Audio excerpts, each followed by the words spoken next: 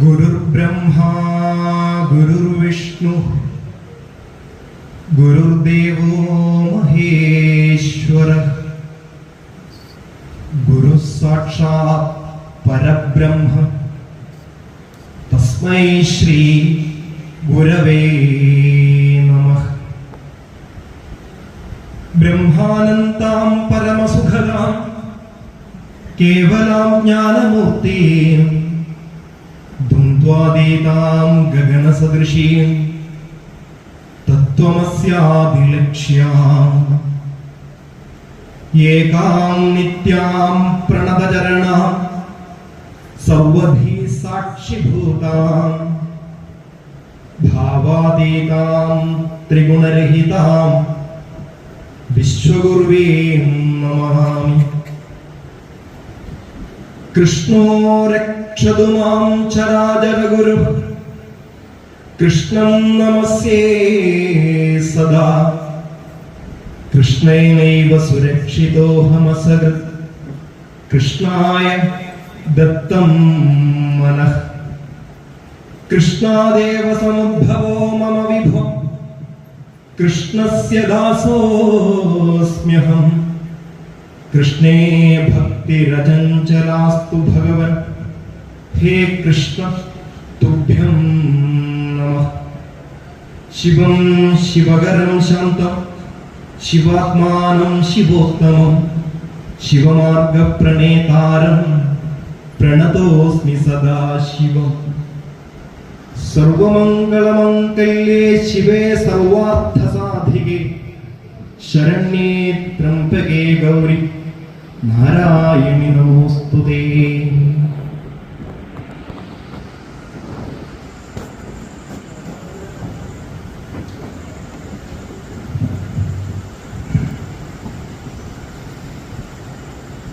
തൃച്ചംബര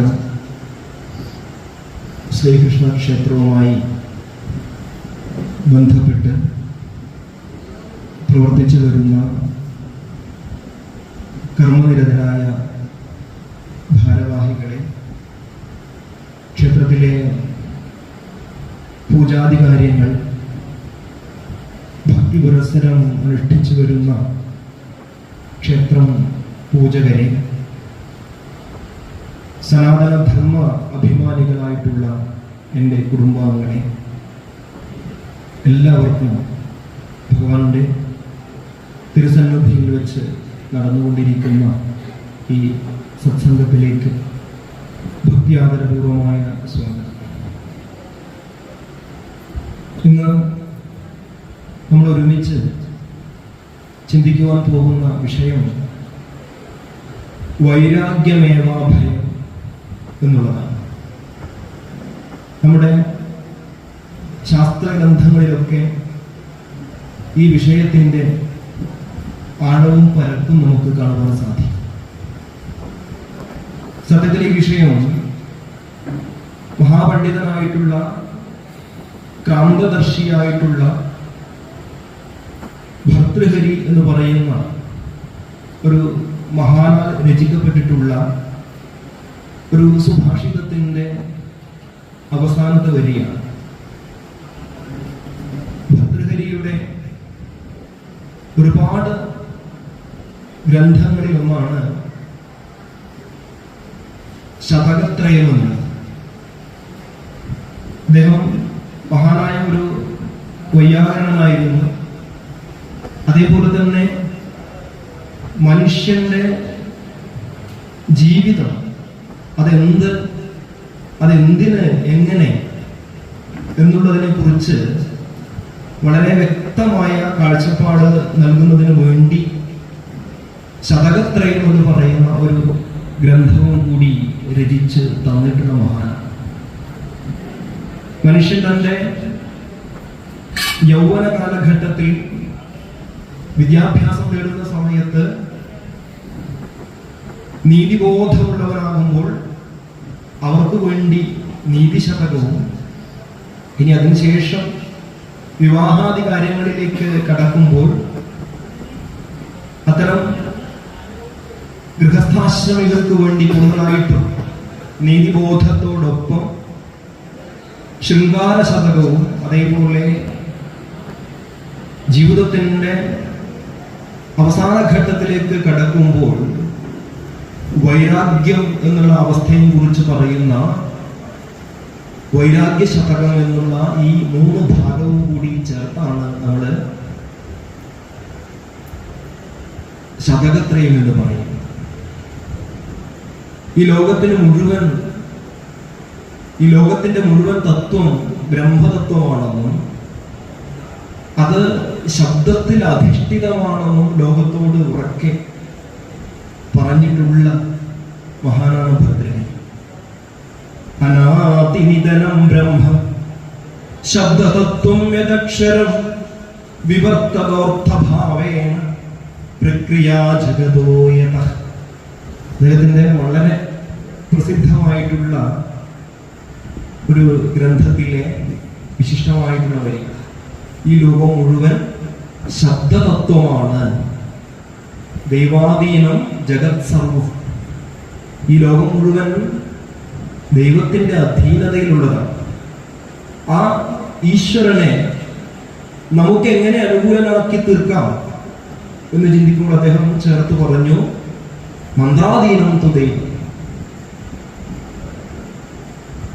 യഥാർത്ഥത്തിൽ മന്ത്രത്തിലൂടെ മനനം കൊണ്ട് മനുഷ്യനെ രക്ഷിക്കുന്നതായ അക്ഷരങ്ങളിലൂടെ ഈശ്വരനെ നമുക്ക് പ്രാപിക്കാം എന്ന് അദ്ദേഹത്തിന്റെ വാക്യപതീയം എന്നുള്ള ഗ്രന്ഥത്തില് ആദ്യ ഭാഗത്ത് സൂചിപ്പിച്ചു. അപ്പോൾ ഞാൻ സൂചിപ്പിച്ചു, ഇതില് വൈരാഗ്യ ശതകത്തിലെ ഒരു പദ്യത്തിന്റെ അവസാനത്തെ വരിയാണ്. അപ്പോൾ അതിന്റെ അർത്ഥം ഇത്രയേ ഉള്ളൂ, വൈരാഗ്യം മാത്രമാണ് ലോകത്ത് മനുഷ്യന് അഭയമായിട്ടുള്ളത്, ഭയം നൽകാത്തതായിട്ടുള്ളത് എന്നുള്ളത്. അപ്പോൾ എന്തൊക്കെയാണ് മനുഷ്യന് ഭയം നൽകുന്നത്? അല്ലെ, നമ്മളൊക്കെ ഈ ലോകത്ത് ജീവിക്കുന്ന സമയത്ത് പലതിനെയും ഭയന്നുകൊണ്ടാണ് ഓരോ ദിവസവും തള്ളി നിൽക്കുന്നത്. എല്ലാ ദിവസവും അതിന്റെ അളവ് എത്രത്തോളം ഉണ്ട് എന്ന് മാത്രം അറിഞ്ഞാൽ മതി. ഭയമില്ലാത്തതായ ഒരു ദിവസം പോലും, ഒരു നിമിഷം പോലും നമ്മളിലൂടെ കടന്നു പോകുന്നില്ല എന്നതാണ്. അത് ഏതൊക്കെ ഭയങ്ങളാ എന്ന് ചോദിച്ചാല് ഭദ്രകര് നമ്മളോട് പറയും, ഭോഗേ രോഗഭയം, കുലേച്യുതി ഭയം, വിത്തേ നൃപാലാഭയം, മൗനേ ധൈര്യഭയം, ബലേ രിപുഭയം, രൂപേ ജരായാഭയം, ശാസ്ത്രേ വാദഭയം, ഗുണേ ഘനഭയം, കായേ കൃതാന്താഭയം, സർവം വസ്തുഭയാന്വിതം ഭുവി നൃണാം വൈരാഗ്യമേവാഭയം. ഇതാണ് ഇതിന്റെ പൂർണ്ണമായ വരികൾ. സർവം വസ്തു ഭയാന്വിതം ഭുവി നൃണാം. ഈ ലോകത്ത് മനുഷ്യന് വേണ്ടി നിർമ്മിച്ചിരിക്കുന്നത് എല്ലാം ചിന്തിച്ചാൽ അതിന്റെ കൂടെ ഭയവും കൂടി ചേർത്തിട്ടാണ് നിർമ്മിച്ചിട്ടുള്ളത്. അപ്പോൾ അതിൽ നിന്നും രക്ഷയും നമുക്ക് നേടാനുള്ള മാർഗവും കൂടി കവി കൃത്യമായി ഉപദേശിച്ചു തന്നിട്ടുണ്ട്. അത് ഏതൊക്കെയാണ്? രോഗേ ഭോഗഭയം, അല്ലെ? ഭോഗം എന്ന് പറഞ്ഞാൽ ഈ ലോകത്ത് സുഖിച്ച് ജീവിക്കുക എന്നുള്ളതാണ്. പഞ്ചേന്ദ്രിയങ്ങളെ, കണ്ണ്, മൂക്ക്, നാക്ക്, ത്വക്ക്, ചെവി, ഇവയൊക്കെ മതിപ്പിച്ചുകൊണ്ട് അവയിൽ നിന്നും അനുഭവിക്കുന്ന സുഖത്തിൽ അങ്ങ് ലയിച്ച് ജീവിക്കുക. നാവിന് ഏറ്റവും കൂടുതൽ സുഖം നൽകുന്നതായല്ലേ ഒരു ലഡു നമ്മളോട് പിറന്നാളിന് സമ്മാനമായിട്ട് ആരെങ്കിലും മുമ്പിലേക്ക് കൊണ്ടുവന്ന് ഒന്ന് കഴിക്കാൻ പറഞ്ഞു, ഒന്ന് കഴിച്ചു. രണ്ടാമതൊന്നുകൂടി എടുക്കുവാൻ നമുക്ക് ആഗ്രഹം ഉണ്ടാകും, ചിലപ്പോ ഒന്നുകൂടെ കഴിക്കണം എന്നുണ്ട്, പക്ഷെ എടുക്കുന്നില്ല. എന്തുകൊണ്ടാ? ലഡു ഇഷ്ടമില്ലായിട്ടല്ല, പക്ഷേ ഭോഗേ രോഗഭയം. അങ്ങനെ അമിതമായി കഴിച്ചു കഴിഞ്ഞാൽ അത് രോഗത്തിലേക്ക് നയിക്കും എന്നുള്ളതായ ചിന്ത വരുമ്പോൾ പതുക്കെ നമ്മൾ അതിൽ നിന്ന് മാറി നിൽക്കും. അപ്പോൾ ഭോഗിക്കും തോറും, സുഖഭോഗത്തിൽ ഏർപ്പെട്ട് ജീവിക്കുമ്പോൾ മനുഷ്യൻ അതിനോടൊപ്പം തന്നെ എന്തുകൂടിയുണ്ട്? രോഗവും ഭയക്കുന്നത്. രോഗം വരാനുള്ള സാധ്യത കൂടുതലുണ്ട് എന്ന് കാണുമ്പോൾ നമ്മൾ പതുക്കെ അതിൽ നിന്ന് മാറി നിൽക്കും എന്നുള്ളതാണ്. കുലേ ചിതി ഭയം അല്ലെ, എത്ര നല്ല ഉയർന്ന തറവാട്ടിൽ പിറന്നാലും നമുക്കറിയാം തറവാട് ക്ഷേത്രങ്ങളിലൊക്കെ ഇപ്പോൾ തെയ്യങ്ങളും ഉത്സവങ്ങളും ഒക്കെ നടന്നുകൊണ്ടിരിക്കുന്ന സമയമാണ്. അതിൽ മുഴുകി ജീവിക്കുമ്പോഴും നമ്മുടെ ഉള്ളിൽ പഴയ ആൾക്കാരോട്, അത് നടത്തിപ്പുകാരോട് ചോദിച്ചാൽ അവരൊന്നും ചെറുപ്പക്കാരുടെ എണ്ണം കുറവാണ്. നാളെ ആര് എന്നുള്ള ചിന്ത അവരൊക്കെ അലട്ടുന്നുണ്ട്, ഭയപ്പെടുത്തുന്നുണ്ട്. ഇതിന്റെ പിന്നിൽ നാളെ ആര് പ്രവർത്തിക്കും? അപ്പോൾ ഉയർന്ന കുലത്തിൽ ജനിക്കുമ്പോഴും അവിടെയും ഈ കുലത്തിന് നാളെ ചുതി സംഭവിക്കുമോ, ഇതുപോലെ നിലനിൽക്കുമോ എന്നുള്ള ഭയം നിരന്തരമായി നമ്മളെ അലട്ടിക്കൊണ്ടിരിക്കുന്നുണ്ട് എന്നുള്ളതാണ്. വിത്തേ നിർബാലാഭയം, വിത്തം പണം അത് ഒരു പരിധി വിട്ട് ഉണ്ടാകുമ്പോൾ നിർബാലാഭയം, നിർബാല പഴയ ശ്ലോകമാണ് കൊണ്ട് രാജാവിനെ ഭയക്കുന്നു എന്നാണ് പറഞ്ഞത്. ഇന്നത്തെ ഭാഷയിൽ പറഞ്ഞ ടാക്സ് ഭയക്കുന്നു എന്നുള്ളതാണ്. പണം കൂടുമ്പോൾ എങ്ങനെയെങ്കിലും ഇത് ഖജനാവിലേക്ക് പോകുവാനുള്ള സാധ്യത ഉണ്ട് എന്ന് കണ്ട് അതിനെ ഭയക്കുന്നതായ ജനങ്ങളെ കാണുവാൻ സാധിക്കുന്നുള്ളത്. അപ്പൊ പരിധി വിട്ട് വിത്തമുണ്ടാകുമ്പോൾ, ധനമുണ്ടാകുമ്പോൾ അത് ഖജനാവിലേക്ക് പോകുമോ എന്നുള്ള ഭയം നമ്മളെ അലട്ടിക്കൊണ്ടിരിക്കും. ഇനി ഒരു പ്രശ്നത്തിലും ഇടപെടണ്ട, അനങ്ങാതിരിക്കുക എന്ന് വിചാരിച്ചാലോ, ലോകത്ത് അവനവന്റെ കാര്യം നോക്കി ആരെന്ത് ഇങ്ങോട്ട് പറഞ്ഞാലും ഒന്നും പ്രതികരിക്കാതെ അങ്ങനെ അങ്ങ് പോയാ എന്ന് വിചാരിച്ചാലോ, മൗനേ ദൈന്യഭയം അല്ലെ, മറ്റുള്ളവർ തലയിൽ കയറുമോ എന്നുള്ള ഭയം. നമ്മൾ മിണ്ടാതിരുന്ന അതാണ് പ്രശ്നം പലപ്പോഴും അല്ലെ. മിണ്ടാതിരിക്കുന്നവരുടെ തലയിൽ ആൾക്കാർ ഒരുപാട് കയറാറുണ്ടാവും. അപ്പോൾ അതും ഭയമാണ്. അപ്പൊ അങ്ങനെയും ലോകത്ത് ജീവിക്കാൻ സാധിക്കുകയില്ല.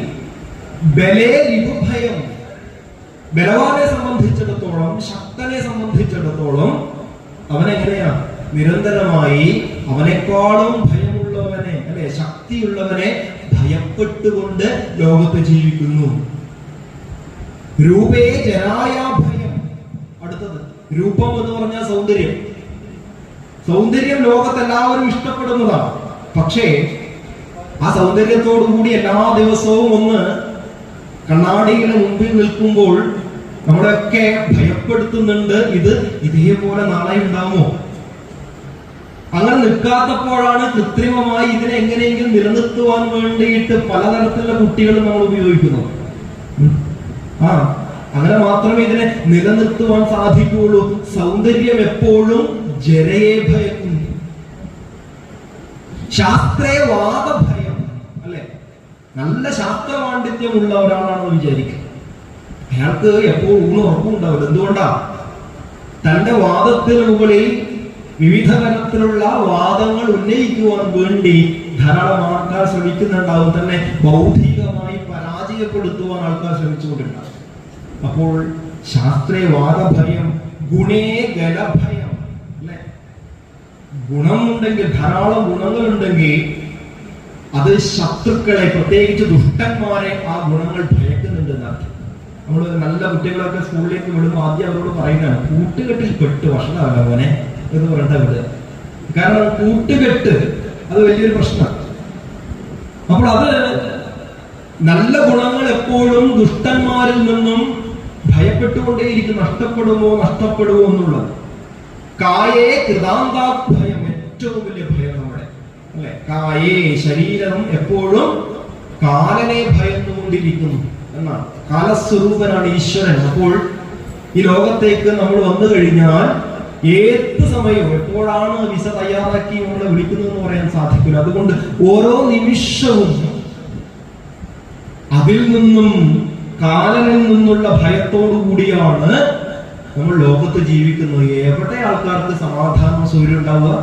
എല്ലാത്തിൽ നിന്നും ഭയമാണ്. സർവം വസ്തു ഭയാന്വിതം ഭുവി നൃണാം.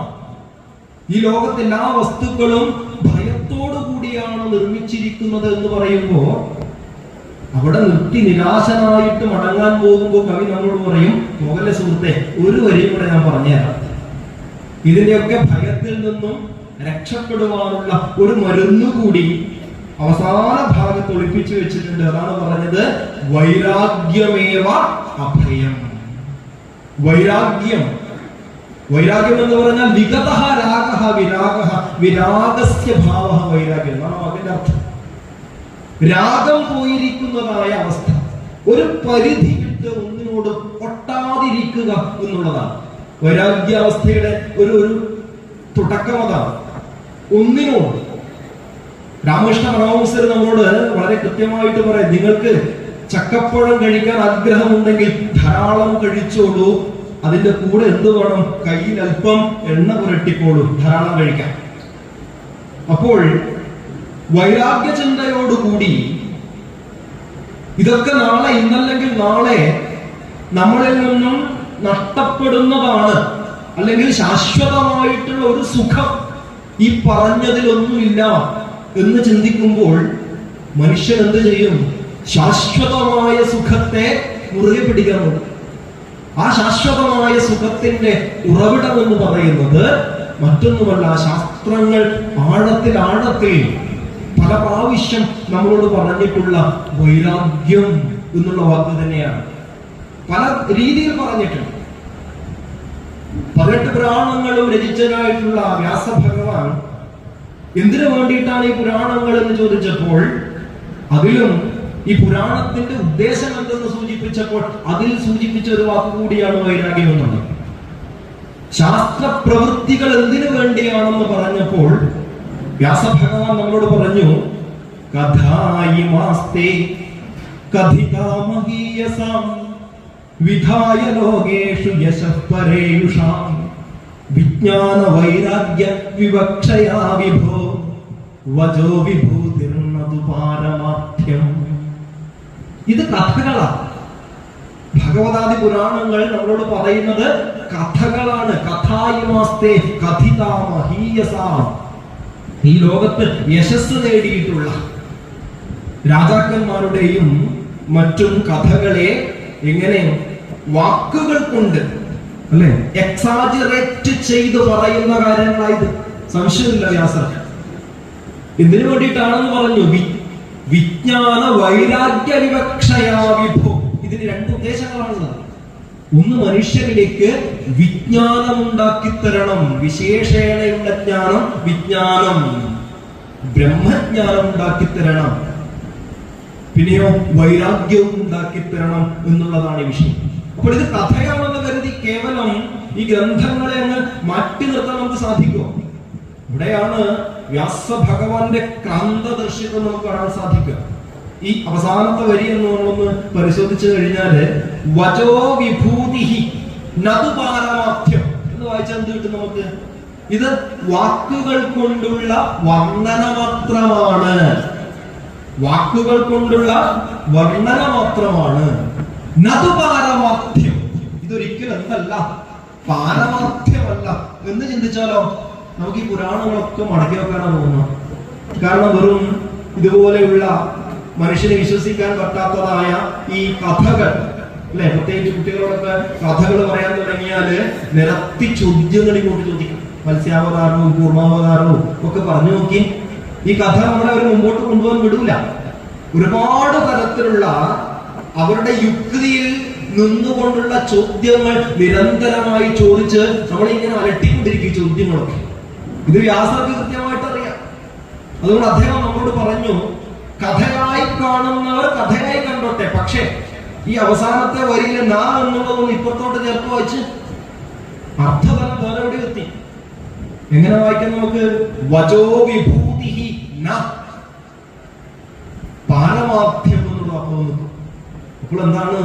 ഈ കഥകൾ കേവലം വാക്കുകൾ കൊണ്ടുള്ള എക്സാജറേഷൻസ് മാത്രമല്ല, വർണ്ണനകൾ മാത്രമല്ല, പാരമാർത്ഥ്യമാണ്. അപ്പോൾ 2 രീതിയിലേക്കും ഈ വാക്യത്തെ വ്യാഖ്യാനിക്കാൻ പറ്റുന്ന രീതിയിലേക്ക് വ്യാസഭഗവാൻ രചിച്ചു തന്നിരിക്കണം. ഭക്തരെ സംബന്ധിച്ചിടത്തോളം എങ്ങനെ വേണമെങ്കിലും സ്വീകരിക്കും. 2 രീതിയിൽ സ്വീകരിച്ചാലും രണ്ടാമത്തെ രീതിയിൽ സ്വീകരിക്കുന്ന സമയത്ത് അല്പം കൂടി നമുക്ക് ആഴത്തിലും പരപ്പിലും ഉള്ള ഒരു അർത്ഥതലം ഇതിന് കണ്ടെത്തുവാൻ സാധിക്കുന്നുള്ളത്. അപ്പോൾ എന്തിനു വേണ്ടിയിട്ടാണ്? നേരത്തെ ഞാൻ സൂചിപ്പിച്ചു, രണ്ട് കാര്യങ്ങൾ മാത്രമാണ് വ്യാസഭഗവാൻ ഇതുകൊണ്ട് ഉദ്ദേശിച്ചിട്ടുള്ളത്.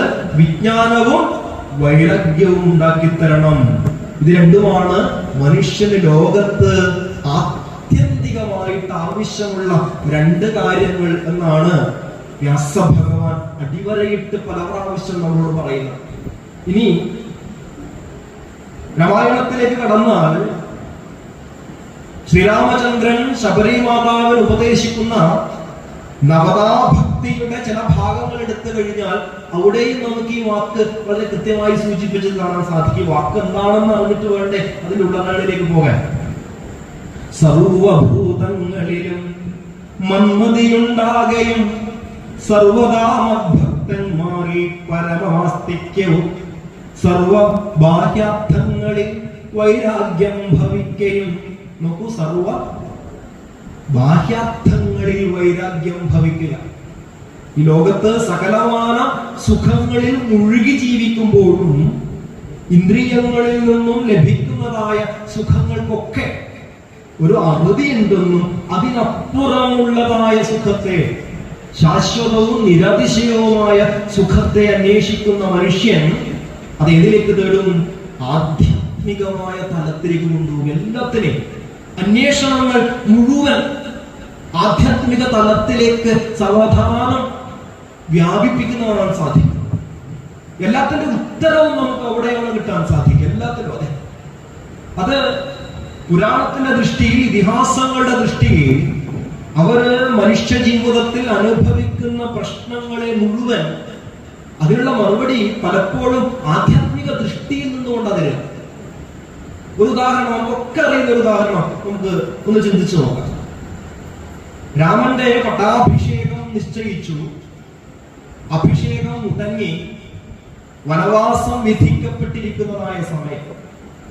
ആ സമയത്ത് രാമൻ വനത്തിലേക്ക് പോകുവാൻ ഒരുങ്ങുമ്പോൾ, വനത്തിലേക്ക് പോകുവാൻ വേണ്ടി ഒരുങ്ങുന്നതായ ശ്രീരാമചന്ദ്രൻ, ആ സമയത്ത് ലക്ഷ്മണൻ കോപം കൊണ്ട് വിറക്കുന്ന ഒരു രംഗമുണ്ട് രാമായണത്തിൽ. കോപം കൊണ്ട് വിറക്കുന്നതായ ലക്ഷ്മണൻ പറയുകയാണ്, എന്താ, ഞാനിപ്പോൾ ഈ വൃദ്ധനായ ദശരഥനെ തടവിലാക്കിയിട്ട് എന്റെ ജ്യേഷ്ഠനായ രാമനെ ഞാൻ രാജാവായി വാഴിക്കും, അതിനുള്ള ധൈര്യവും കരുത്തും ഒക്കെ എനിക്കുണ്ട് എന്ന് പറഞ്ഞ് കോപം കൊണ്ട് അങ്ങേയറ്റം വിറയ്ക്കുന്ന ഒരു ലക്ഷ്മണനുണ്ട്. അങ്ങ് വാളെടുത്ത് കലിതുള്ളുന്നതായ ലക്ഷ്മണന്റെ ഉള്ളിലേക്ക് കോപത്തെ ഇല്ലാതാക്കുവാൻ വേണ്ടി ശ്രീരാമചന്ദ്രൻ ഉപയോഗിക്കുന്ന ആ ഒരു രീതി എങ്ങനെയാണ്? ഇതൊക്കെ നമുക്കും ജീവിതത്തിൽ ആവശ്യമാണ്. നമ്മുടെ മുമ്പിലേക്ക് പല രീതിയിൽ, പല ഭാവത്തിൽ, കോപത്തോടുകൂടി, ദേഷ്യത്തോടുകൂടി പലരും സമീപിക്കുന്ന സമയത്ത് എങ്ങനെ അതിനെ നേരിടേണ്ടത്? നോക്കൂ, ആദ്യത്തെ ഒരു വിളിയുണ്ട്. ആദ്യത്തെ വിളിയിൽ തന്നെ ലക്ഷ്മണൻ അങ്ങ് ഫ്ലാറ്റായി എന്ന് പറയുന്നത് എങ്ങനെയാ? വത്സ. വത്സാറിന്റെ അർത്ഥം എന്താ? മോനെ അല്ലേ? ദേഷ്യം കൊണ്ട് വിറകൊള്ളുന്നതായ ലക്ഷ്മണന്റെ മുഖത്ത് നോക്കിയിട്ട് ശ്രീരാമചന്ദ്രന്റെ ആദ്യത്തെ വാക്ക് വത്സ. നമ്മളാണ് എന്താ ചെയ്യാ? ദേഷ്യപ്പെടുന്നതിന്റെ മുമ്പിലേക്ക് നമ്മൾ അങ്ങോട്ട് ദേഷ്യപ്പെടും. അതാണ് വത്സ. സൗമിത്രേ, രണ്ടാമത്തെ സുമിത്രയുടെ മോനെ, കുമാര. ഇങ്ങനെയുള്ള 2-3 സംബോധനകൾ കേട്ടാൽ തന്നെ നമുക്ക് തോന്നും ഇത് എങ്ങോട്ടാണ് പോകുന്നത്. അങ്ങനെയുള്ള ലക്ഷ്മണോപദേശത്തിന്റെ കാതൽ, ആദ്യത്തെ ഭാഗത്തെ ലക്ഷ്മണോപദേശത്തിന് ഒരു ഉദ്ദേശം മാത്രമേ പ്രധാനമായിട്ടുമുള്ളൂ. എന്ത്? ലക്ഷ്മണന്റെ കോപത്തെ ഒന്ന് തണുപ്പിക്കണം. രാമായണത്തിൽ ലക്ഷ്മണോപദേശം പ്രധാനമായും നമുക്ക് 3 ഭാഗങ്ങളിൽ കാണുവാൻ സാധിക്കും. ഒന്ന് അയോധ്യാകാന്ഡത്തിലാണ്. അയോധ്യാകാന്ഡത്തിൽ ഉപദേശിക്കുന്നത് സക്തനായിട്ടുള്ള ഒരു ഭക്തനുള്ളതാണ്. രണ്ടാമത്തത് ആരണ്യകാന്ഡത്തിലേക്ക് പോകുമ്പോൾ ഭക്തനുള്ള ഉപദേശ രൂപത്തിലാണ് ശ്രീരാമൻ ഉപദേശിക്കുന്നത്. മൂന്നാമത് കിഷ്കിന്ധാകാന്ഡത്തിലേക്ക് പോകുമ്പോൾ മുക്തനുള്ള രൂപത്തിൽ. 3 തരത്തിൽ വളരെ രത്നഗർഭങ്ങളായ കാര്യങ്ങളെ ഉൾപ്പെടുത്തിയിട്ടാണ് ലക്ഷ്മണോപദേശത്തെ ചിട്ടപ്പെടുത്തിക്കുന്നത്. ഞാൻ പറയുന്നത്, ദേഷ്യം കൊണ്ട് വിറയ്ക്കുന്നതായ ഒരുവനോട് ആ ഭഗവാൻ ദേഷ്യത്തെ തണുപ്പിക്കുവാൻ വേണ്ടി ഇടപെടുന്ന ഒരു രംഗമുണ്ട്. അതെങ്ങനെയാണ് നമ്മൾ പടിപടിയായി ഒന്ന് നോക്കിക്കഴിഞ്ഞാൽ അതിന്റെ തലം നമുക്ക് മനസ്സിലാക്കാൻ സാധിക്കും. ജീവിതത്തിൽ കാമവും ക്രോധവും ലോഭവും മോഹവും മതവും മാത്സര്യവും ഡംഭവും അസൂയയും അഷ്ടരാഗങ്ങളെ എങ്ങനെയാണ് മനുഷ്യൻ നേരിടേണ്ടത് എന്നുള്ളതിനുള്ള അതിവിശിഷ്ടങ്ങളായിട്ടുള്ള ആ പന്ഥാവ് നമുക്ക് അവിടെ തെളിഞ്ഞു കിട്ടും എന്നുള്ളതാണ് അല്ലെ. ആദ്യം ക്രോധത്തെ കുറിച്ച് ഒന്നും സംസാരിക്കുന്നില്ല. ക്രോധം ഒഴിവാക്കണമെങ്കിൽ ആദ്യം എന്താ സംസാരിക്കേണ്ടത്? ക്രോധം വേണ്ട മോനെ എന്നല്ലേ പറയേണ്ടത്. അത് എവിടെയും പറയുന്നില്ല. എന്താ പറയുന്നത് നോക്കി. ദൃശ്യമായുള്ള ഒരു രാജ്യദേഹാദയം വിശ്വവും നിശേഷ ധാന്യധനാദിയം എന്നൊക്കെ പറഞ്ഞത് തുടങ്ങുക. അവിടെ എവിടെയും നമ്മൾക്ക് ക്രോധം എന്നുള്ള ഒരു വാക്ക് കാണുവാൻ സാധിക്കില്ല. പിന്നെ ഭോഗങ്ങളെല്ലാം ക്ഷണപ്രഭാചഞ്ചലം വേഗേന നഷ്ടമാമായുസ്സുമോർക്ക് നീ കോപമുണ്ടോ? ഇല്ല. കോപം തണുപ്പിക്കേണ്ട ഒരുവനോട് ജീവിതത്തിന്റെ പല ഘട്ടങ്ങളിലൂടെ പല കാര്യങ്ങളെ പറഞ്ഞ് ഇങ്ങനെ പോവുകയാണ്. പുത്രമിത്രാർത്ഥ കളത്രാദി സംഗമം എത്രയും അല്പകാലസ്ഥിതമോർക്ക് നീ. ഇത് അന്വേഷിച്ചു പോയ ഇതുപോലെയാണെന്നറിയാം. പണ്ട് ഞാൻ 6ാം ക്ലാസ്സിൽ പഠിക്കുമ്പോഴാണ് നരസിംഹം എന്ന് പറഞ്ഞൊരു സിനിമ ഇറങ്ങിയത്. ഇന്നത്തെ അത്ര സോഷ്യൽ മീഡിയ ഒന്നും സജീവമായിട്ടില്ലാത്ത സമയത്ത് പല സ്ഥലങ്ങളിലും പോസ്റ്റർ കാണുന്ന മമ്മൂട്ടിയുടെ പോസ്റ്റർ ഒട്ടിച്ചിട്ടുണ്ട് ഈ സിനിമയ്ക്ക്. ഞാൻ ഈ സിനിമ കാണുമ്പോൾ ഒക്കെ മമ്മൂട്ടിയാണ് ഇതിന്റെ നായകൻ എന്ന് വെച്ചിട്ട് ഈ സിനിമ കാണുന്നത്. പക്ഷെ എന്ത് സംഭവിക്കുന്നു? എവിടെയും ഒരു ആദ്യത്തെ ഹാഫ് കഴിഞ്ഞിട്ട് ഇതിനകത്ത് മമ്മൂട്ടി വരുന്ന കാണുന്നില്ല. ഞാൻ സത്യത്തിൽ വിചാരിച്ചിട്ട് ഒട്ടിച്ചവർക്ക് മാറിപ്പോയതാണ്. എവിടെയും കാണണ്ടേ? പക്ഷെ ഇന്ന് നമുക്കതിന്റെ സൂചനകളും കാര്യങ്ങളും ഒക്കെ കാണാൻ സാധിക്കുന്നുണ്ട്. പക്ഷെ എവിടെയും ക്രോധത്തെ കുറിച്ച് സംസാരിക്കേണ്ട അടുത്തൊന്നും ക്രോധത്തെ കുറിച്ച് പറയാതെ അവിടെയൊക്കെ എവിടത്തേക്കോ മനുഷ്യന്റെ ചിന്തകൾ കൊണ്ടുപോയി ലാസ്റ്റ് എവിടത്തേക്ക് എത്തിക്കുന്നത്? സംസാരകാരിണിയായത് അവിദ്യയും സംസാരനാശിനിയായത് വിദ്യയും അല്ലെ. അവിടത്തേക്ക് എത്തിച്ചു. സംസാരകാരണിയായത് ഈ ലോകത്ത് ലോകമുണ്ടെന്ന് നമ്മളെ കൊണ്ട് തോന്നിപ്പിക്കുന്നത് ലോകത്തിലെ സകലമായ പ്രശ്നങ്ങളിലും പെട്ട് ഞാനും നിങ്ങളും ഒക്കെ ഉണരാൻ കാരണം അവിദ്യയാണ്, അജ്ഞാനമാണെന്ന് പറഞ്ഞ് എന്നിട്ടോ സംസാരം ഇല്ലാതാവണമെങ്കിൽ, സംസാരം എന്ന് പറഞ്ഞ ഈ ലോക ദുഃഖം അതില്ലാതാവുന്നത് എവിടേക്ക് എത്തുമ്പോഴാ? വിദ്യയിലൂടെയാകണം എന്നും പറഞ്ഞ് ആകയാൽ മോക്ഷാപ്തിയാകിൽ മോക്ഷമാണ് നീ ആർജിക്കുന്നത് എങ്കിൽ എന്ത് വേണം? വിദ്യാഭ്യാസം ഏകാന്തചേതസാ ചെയ്യണം. നോക്കൂ, എന്നിട്ടും ക്രോധം ഒരു വാക്കും വേണ്ടിയിട്ടില്ല. ഞാൻ നേരത്തെ സൂചിപ്പിച്ചു, ഭഗവാൻ ഒരൊറ്റ ഉദ്ദേശം മാത്രമേ ഉള്ളൂ, ലക്ഷ്മണന്റെ ഉള്ളിലെ കോപത്തെ തണുപ്പിക്കണം. ഇവിടം വരെ എത്തിയിട്ടും കോപം എന്നുള്ള ഒരു വാക്ക് പോലും മിണ്ടുന്നില്ല. എന്നിട്ട് ഏകാന്തചേതസ വിദ്യാഭ്യാസം ചെയ്യണം എന്നാണ് പറഞ്ഞത്. വിദ്യാഭ്യാസം ചെയ്യണം എന്ന് പറഞ്ഞു. അങ്ങനെ ഏകാന്തചേതസ നീ അധ്യാത്മ പന്ഥാവിലേക്ക് കയറി ഏകാന്തത്തിൽ ഇരുന്നു കൊണ്ട് ഈശ്വരനെ പ്രാപിക്കുവാൻ വേണ്ടി സാധനയിലേക്ക് കടക്കുമ്പോൾ, സാധനയുടെ പന്ഥാവിലേക്ക് കടക്കുമ്പോൾ നിന്നെ അവിടെ പല പ്രശ്നങ്ങളും അലട്ടും. സത്യത്തിലെ ഈ കോപം ഏറ്റവും കൂടുതൽ അലട്ടുന്ന മേഖല ഏതാണെന്ന് ഭഗവാനോട് ആദ്യം എടുത്ത് അതിന്റെ ഭാഗത്തേക്ക് ഇങ്ങനെ കൊണ്ടുപോവുകയാണ്. അവിടത്തേക്ക് കൊണ്ടുപോയിട്ടാണ് എന്ത് ചെയ്യുന്നത്? ആ കാര്യത്തെ കുറിച്ച് കൃത്യമായി സംസാരിക്കുന്നു അല്ലെ. എവിടത്തേക്ക് എത്തുമ്പോൾ കോപം നിനക്ക് പലപ്പോഴും അപകടമായി മാറുന്നത് അധ്യാത്മപന്ഥാവിൽ സഞ്ചരിക്കുമ്പോഴാണ് എന്ന് പറഞ്ഞു. നമുക്കതൊന്ന് പരിശോധിക്കണം എങ്ങനെയാണ്. മാത്രമല്ല ഭഗവത്ഗീത എടുത്ത് പരിശോധിച്ചാൽ പല ഭാഗങ്ങളിൽ നമ്മളിപ്പോ സൂചിപ്പിച്ചതായി വാക്ക് കാണാൻ സാധിക്കും. 13ാം അധ്യായം ഇന്ദ്രിയാർത്ഥേഷു വൈരാഗ്യം അനഹങ്കാരേവച ജന്മ മൃത്യു ജരാവ്യാധി ദുഃഖദോഷാനുദർശനം എന്നുള്ളത് നോക്കി കാണാൻ സാധിക്കും. അതുപോലെ മനസ്സിനെ നിയന്ത്രിക്കേണ്ടതായ ഭാഗങ്ങളെ കുറിച്ച് അർജുനൻ സംശയം ചോദിച്ച സമയത്ത് അല്ലെ, ചഞ്ചലം ഹി മനഃകൃഷ്ണ, ഭഗവാനെ നീ എന്നോട് ഏറ്റവും കൂടുതൽ സംസാരിച്ച എന്തിനെ കുറിച്ചാ? മനസ്സിനെ കുറിച്ചും അതുപോലെ തന്നെ അതിന്റെ നിയന്ത്രണത്തെ കുറിച്ചൊക്കെയാണ്. ചഞ്ചലം ഹി മനഃകൃഷ്ണ, ആദ്യം തന്നെ അർജുനൻ എടുത്തു പറയാണ് മനസ്സ് ചഞ്ചലമാണ്. പ്രമാദി ബലവത്രിഠം, അല്ലെ, അതിനൊന്ന് അടക്കി വെക്കുക എന്ന് പറഞ്ഞാൽ വളരെ പ്രയാസമാണ് ഭഗവാനെ. തസ്യാഹം നിഗ്രഹം മന്യേ വായോരിവ സുദുഷ്കരം, അല്ലെ, വായുവിനെ പിടിച്ചു വെക്കുന്നത് പോലെ ബുദ്ധിമുട്ടാണ് മനസ്സിനെ നിയന്ത്രിക്കുക എന്നുള്ളത്. അപ്പൊ ഉടനെ ഇത് കേട്ട സമയത്ത് നമ്മളോടാണ് പറഞ്ഞെങ്കിൽ നമ്മൾ പറയും ശരിയാപ്പ, നീ നിയന്ത്രിക്കാൻ നോക്കിയിട്ട് കാര്യമൊന്നുമില്ല, അതൊന്നും തോന്നില്ല എന്ന് പറയും. ചോദ്യകർത്താവിനെ നമ്മൾ ആദ്യം തന്നെ ഒന്ന് നെഗറ്റീവ് പഠിപ്പിക്കും, അല്ലെ, അതെങ്ങനെ പറഞ്ഞപ്പോൾ ഞങ്ങൾ അതിനോട് ശ്രമിക്കുകയില്ലല്ലോ. പക്ഷേ ഇവിടെ ഭഗവാന്റെ രീതി കണ്ടോ, ഭഗവാൻ എന്താ പറഞ്ഞ, അസംശയം മഹാബാഹോ, ചോദ്യകർത്താവിനെ ഒന്ന് സപ്പോർട്ട് ചെയ്യും. ശരിയാണ്, നീ പറഞ്ഞത് കൃത്യമാണ്, അസംശയം മഹാബാഹോ, അല്ലെ, മഹാബാഹ ഒരു സംബോധന നോക്കണേ, മഹാബാഹോ ശക്താണ് വിളിക്കുന്നു. അല്ലയോ ശക്തനായിട്ടുള്ള അർജുന, അസംശയം നീ പറഞ്ഞ കാര്യം കൃത്യമാണ്. മനഃ ദുർനിഗ്രഹം ചലം, മനസ്സെന്താണ്, ദുർനിഗ്രഹമാണ്, അല്ലെ, ദുർനിഗ്രഹമാണ്, ചലവുമാണ്. അതിനെ നിയന്ത്രിക്കാൻ പ്രയാസം തന്നെയാണ്, അല്ലെ. നമ്മളോട് പണ്ട് സ്കൂളിൽ പഠിപ്പിക്കുന്ന സമയത്ത് ചില ടീച്ചർമാർ അങ്ങനെ പറയാം, മാത്സ് ഒക്കെ എടുക്കുന്ന ടീച്ചർമാർ പ്രത്യേകിച്ച് കണക്കെടുക്കും. ആദ്യത്തെ 3 പാഠം വളരെ ശ്രദ്ധിച്ചായിരിക്കണം ക്ലാസ്സിരിക്കും. 4ാമത്തെ പാഠം വരുമ്പോൾ തന്നെ പറയും ഇനി വരാൻ പോകുന്ന ട്രിഗണോമെട്രി ആണ്, ഇത് ശ്രദ്ധിച്ചാലും മനസ്സിലാവൂല എന്നാ പറയാം, അല്ലെ. നമ്മൾ ആദ്യത്തെ 3 പാഠം ഞാൻ വളരെ ശ്രദ്ധിച്ചിരുന്നു, എന്നിട്ടൊന്നും മനസ്സിലായില്ല. ഇത് ശ്രദ്ധിച്ചാലും മനസ്സിലാവില്ല, പിന്നെ എന്തിനാ ശ്രദ്ധിക്കുന്നത്? ഒറ്റ വാക്ക് മതി ആ കുട്ടിയുടെ ശ്രദ്ധ മുഴുവൻ തിരിക്കാൻ, അല്ലെ. വാക്കുകൾ കൊണ്ടാണ്, വാക്കുകൾ, അക്ഷരം അഗ്നിയാണ്, ഏറ്റവും ശ്രദ്ധിച്ച് ഉപയോഗിക്കേണ്ടതാണ്. വാക്കുകൾക്ക് അത്ര പ്രത്യേകതയുണ്ട്.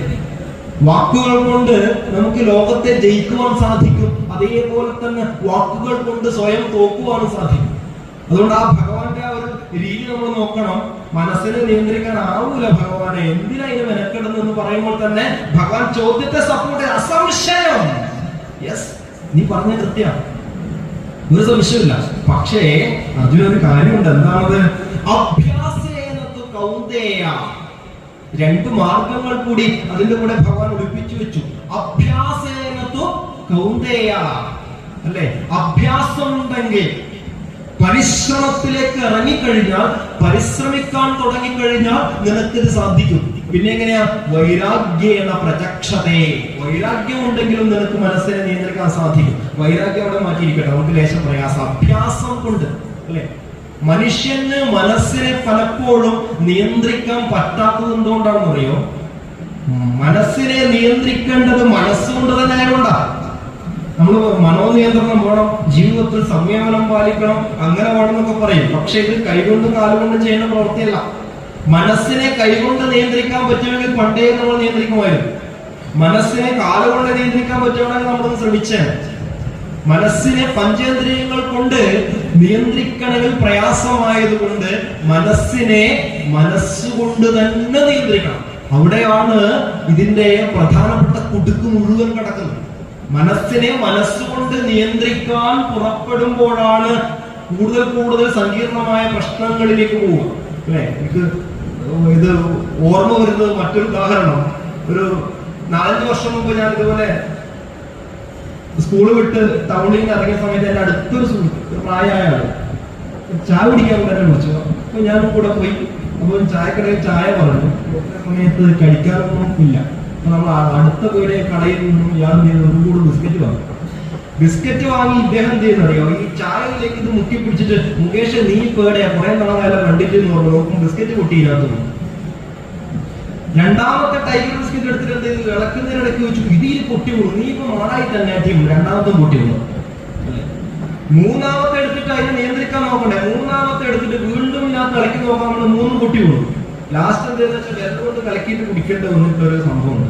അതാണ് പറഞ്ഞു വരുന്നത്, മനസ്സിനെ മനസ്സുകൊണ്ട് നിയന്ത്രിക്കണമെങ്കിൽ അതിന്റെ വിദ്യകളുടെ ഉള്ളിലേക്ക് നമ്മൾ ഇറങ്ങിച്ചെല്ലേണ്ടി വരും എന്നുള്ളതാണ്. അപ്പോൾ അഭ്യാസേനതു കൗന്ദേയ വൈരാഗ്യേണ പ്രചക്ഷതേ എന്നുള്ളത് വെറുതെ എഴുതി വെച്ചല്ല. അപ്പൊ ഇങ്ങനെ അഭ്യാസം കൊണ്ടും വൈരാഗ്യം കൊണ്ടും ഇതിനെ നിയന്ത്രിക്കാൻ നോക്കുന്ന സമയത്ത് നീ ഏകാന്തചേതസ വിദ്യയിലേക്ക് കയറുന്ന സമയത്ത്, പ്രത്യേകിച്ച് സാധനാപഥത്തിൽ പോകുന്നവർക്കാണ് ക്രോധവും ലോഭവും മോഹവും മതവും മാത്സര്യവും ദമ്പവും അസൂയൊക്കെ കൂടുതൽ ഉണ്ടാവുക. പ്രത്യേകിച്ച് തുറന്നു പറഞ്ഞോട്ടെ, ഭക്തിമാർഗത്തിലേക്ക് കൂടുതൽ ഇറങ്ങിയോ മനസ്സ് കലുഷിതമാകുന്ന കാണാൻ സാധിക്കും. നമ്മൾ തന്നെ പറയും, എത്രയോ പ്രാവശ്യം അമ്പലത്തിൽ പോയി നമസ്കരിച്ച് തൊഴുന്നാളെ എന്തൊരു ദേഷ്യമാവാ അല്ലെ, എന്തൊരു സ്വഭാവം. ഇതൊക്കെ നമ്മൾ പലപ്പോഴും കാണുന്നുണ്ട്. കാരണം ഈ ശുദ്ധീകരണം നടക്കുന്നതായ ഒരു സമയമാണ് ഈ ക്ലെൻസിങ്, ഉള്ളിലെ ശുദ്ധീകരണം. ഇത് കാമവും ക്രോധവും ലോഭവും, പ്രത്യേകിച്ച് അഷ്ടരാഗങ്ങൾക്ക് മുകളിലുള്ളതായ ഒരു നിയന്ത്രണത്തിലേക്ക് നമ്മൾ പോകുന്ന സമയത്ത്, നേരത്തെ പറഞ്ഞതുപോലെ ഒരു കുപ്പിയിലേക്ക് നമ്മൾ കല്ലിട്ട് കുലുക്കിട്ട് ഇങ്ങനെ കഴുകും. അതേപോലെ ഇങ്ങനെ ഉള്ള് വല്ലാതെ സാധനാബന്ധാവിൽ പോകുന്നവരെ സംബന്ധിച്ചിടത്തോളം ഈ ശുദ്ധീകരണത്തിന് വേണ്ടിയിട്ട് ഒരു വെമ്പൽ കൊള്ളുന്ന നമുക്ക് നമ്മുടെ ഉള്ളിലേക്ക് നോക്കിയാൽ കാണാൻ സാധിക്കും. അതുകൊണ്ട് ആധ്യാത്മിക ശാസ്ത്രം എന്ന് പറയുന്നത് സത്യത്തിൽ പുറമേ നിന്ന് ആരും അളന്ന് നമ്മളെ തിട്ടപ്പെടുത്തി എടുക്കാനുള്ളതല്ല. അതെന്താണ്? നമ്മുടെ ഉള്ളിലേക്ക് നോക്കിയിട്ട് നമ്മളെ ശുദ്ധീകരിക്കാനുള്ള എവിടെയൊക്കെയാണ് ഇതിന്റെ പ്രശ്നങ്ങൾ അനുഭവപ്പെടുന്നത് എന്ന് കണ്ട് നോക്കാനുള്ളതാണ്. അതാണ് ഞാൻ നേരത്തെ സൂചിപ്പിച്ചത്. ഒരു പ്രശ്നത്തിന്റെ ആത്യന്തികമായ പരിഹാരത്തെ കുറിച്ചാണ് നമ്മുടെ ആധ്യാത്മിക ശാസ്ത്ര ഗ്രന്ഥങ്ങളിലൂടെ ഉത്തരം നേടിയ കാണാൻ സാധിക്കും. അവിടെ ആദ്യ ഭാഗത്ത് രാമായണത്തിന്റെ എടുത്തുദാഹരണം കാട്ടി ഞാൻ അതുകൊണ്ടാണ്. അവിടെ എവിടെ നോക്കിയാലും ക്രോധത്തെ കുറിച്ച് ആദ്യ ഭാഗത്ത് എവിടെയും, ലക്ഷ്മണോപദേശത്തിന്റെ ആദ്യ ഭാഗത്ത് ഒരു സ്ഥലത്തും ക്രോധത്തെ കുറിച്ച് പറയാതെ, എവിടെ ഏകാന്തചേതസ നീ ഈശ്വരനെ സാധനാബന്ധാവിലേക്ക് പോകുമ്പോൾ അവിടെയാണ് ഏറ്റവും കൂടുതൽ ഇക്കാര്യം നിന്നെ ബുദ്ധിമുട്ടിക്കുക. എവിടെ? തത്ര കാമക്രോധ ലോഭ മോഹാദികൾ ശത്രുക്കളാകുന്നതെന്ന് പറയുക. നീ എവിടെ? ഏകാന്തചേതസ ബ്രഹ്മവിദ്യക്ക് വേണ്ടി വിദ്യാഭ്യാസം നടത്തുമ്പോൾ അവിടെ നീ എന്ത് വേണം? ഇതിനെ കൂടുതൽ ശ്രദ്ധിക്കണം. ഇതിനെ കാമക്രോധാദികളെ മുക്തിക്ക് വിഘ്നം വരുത്തുവാൻ എത്രയും ശക്തിയുള്ളതിൽ ക്രോധമറികടം. നോക്കുക, പറഞ്ഞ് അവസാന ഭാഗത്തിലേക്കാണ് ഭഗവാൻ ക്രോധത്തെ കൊണ്ടെത്തിച്ചത്. മുക്തിക്ക് വിഘ്നം വരുത്തുന്ന കാര്യത്തിൽ ഈശ്വരബന്ധാവിൽ സഞ്ചരിക്കുന്ന ഒരു സാധകനെ സംബന്ധിച്ചിടത്തോളം എത്രയോ കാലം ആർജിച്ചെടുത്ത നാമജപത്തിലൂടെ അല്ലെങ്കിൽ മന്ത്രജപത്തിലൂടെ പുരാണ പാരായണത്തിലൂടെ ആർജിച്ചെടുത്ത ശക്തി ചോർന്നു പോകാൻ നമ്മൾ ഒരു നിമിഷം പൊട്ടിത്തെറിച്ചാൽ മതി. ഒറ്റ നിമിഷം, അധികമൊന്നും വേണ്ട.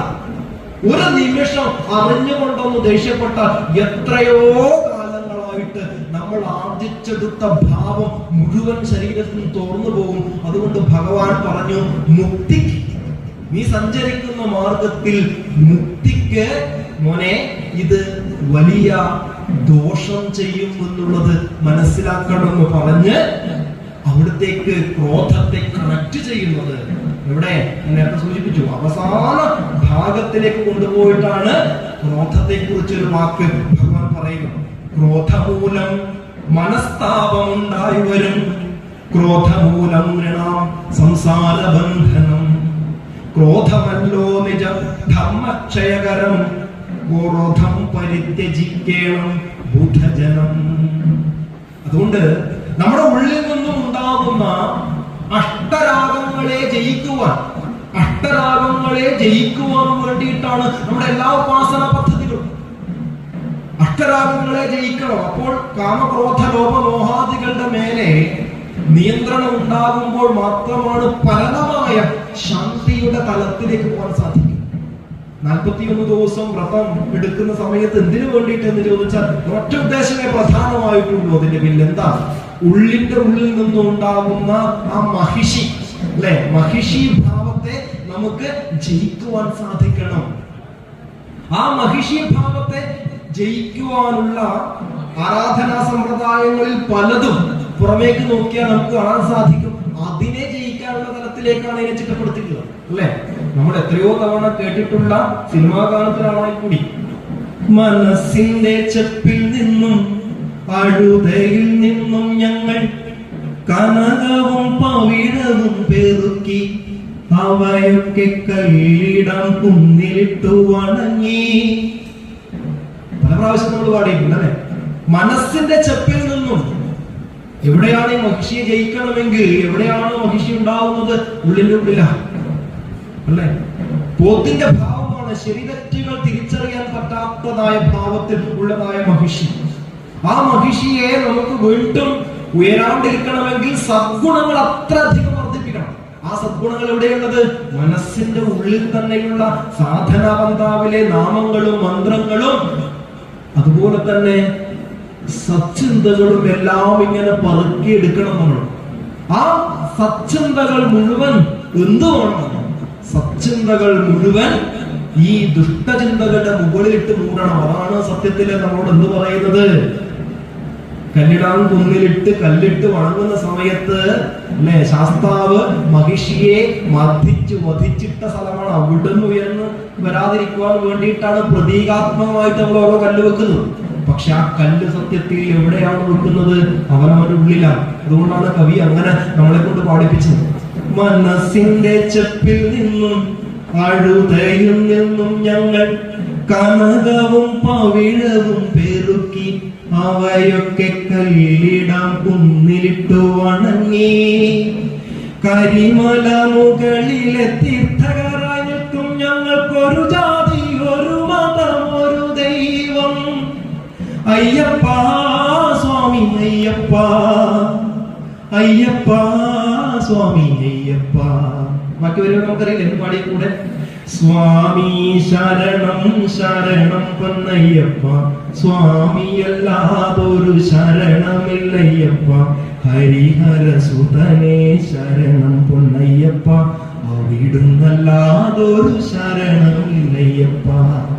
അത് നിരന്തരമായിട്ടുള്ള നാമജപത്തിലൂടെ ഈശ്വര സ്മരണയുടെ ഉള്ളിന്റെ ഉള്ളിൽ നിന്നും വരുന്നതായ മഹിഷിയെ നമുക്ക് ജയിക്കാൻ സാധിക്കണമെങ്കിൽ ആ മനസ്സിന്റെ ഉള്ളിൽ നിന്ന് തന്നെ നമ്മൾ എന്ത് വേണം? നമ്മുടെ സദ്ഗുണങ്ങളെ കണ്ടെത്തി അതിന്റെ മുകളിൽ, ആസുരിക ഗുണങ്ങൾക്ക് മുകളിൽ നിരന്തരമായി സദ്ഗുണങ്ങളെ നിരത്തിയെടുക്കാൻ സാധിക്കണം. അതിനു വേണ്ടിയിട്ടുള്ളതാണ് ഓരോ സാധനങ്ങളും, ഓരോ മന്ത്രങ്ങളും, ഓരോ നാമങ്ങളും അല്ലെ? ഈശ്വരനെ നമുക്ക് ജീവിതത്തിൽ കൊണ്ടു നടക്കാൻ പറ്റിയ ഏറ്റവും ലളിതമായിട്ടുള്ള മാർഗം എന്ന് പറഞ്ഞ ഏതാ?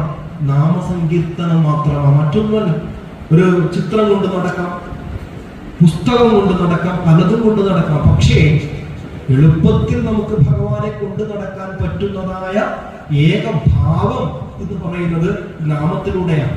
അതുകൊണ്ട് പറഞ്ഞു വരുന്നത് ഏറ്റവും അവസാനം ക്രോധമൂലം മനസ്താപം ഉണ്ടായി വരുമെന്ന് പറഞ്ഞ് ലക്ഷ്മണ, നിന്റെ ഉള്ളിൽ നിന്നും ഉണ്ടാകുന്ന ക്രോധത്തെ നീ ഇല്ലായ്ക ചെയ്യണമെങ്കിൽ എന്ത് വേണം?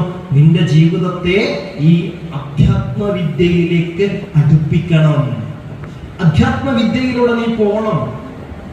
ആ അധ്യാത്മവിദ്യയിലൂടെ പോകുമ്പോൾ മാത്രമേ എന്ത് ചെയ്യാൻ സാധിക്കുള്ളൂ? നിനക്ക് ക്രോധത്തെ ജയിക്കുവാൻ സാധിക്കുള്ളൂ എന്ന് പറയുന്ന ശ്രീരാമചന്ദ്രൻ നോക്കുക, ജീവിതത്തിന്റെ സകലമാന പ്രശ്നങ്ങളെയും പറഞ്ഞു പറഞ്ഞു പറഞ്ഞു പറഞ്ഞു പറഞ്ഞു കൊണ്ടുവന്നിട്ട് അതിലൂടെ അവസാന ഭാഗത്താണ് ക്രോധത്തെ കുറിച്ച് അല്പം സംസാരിക്കുന്നത്.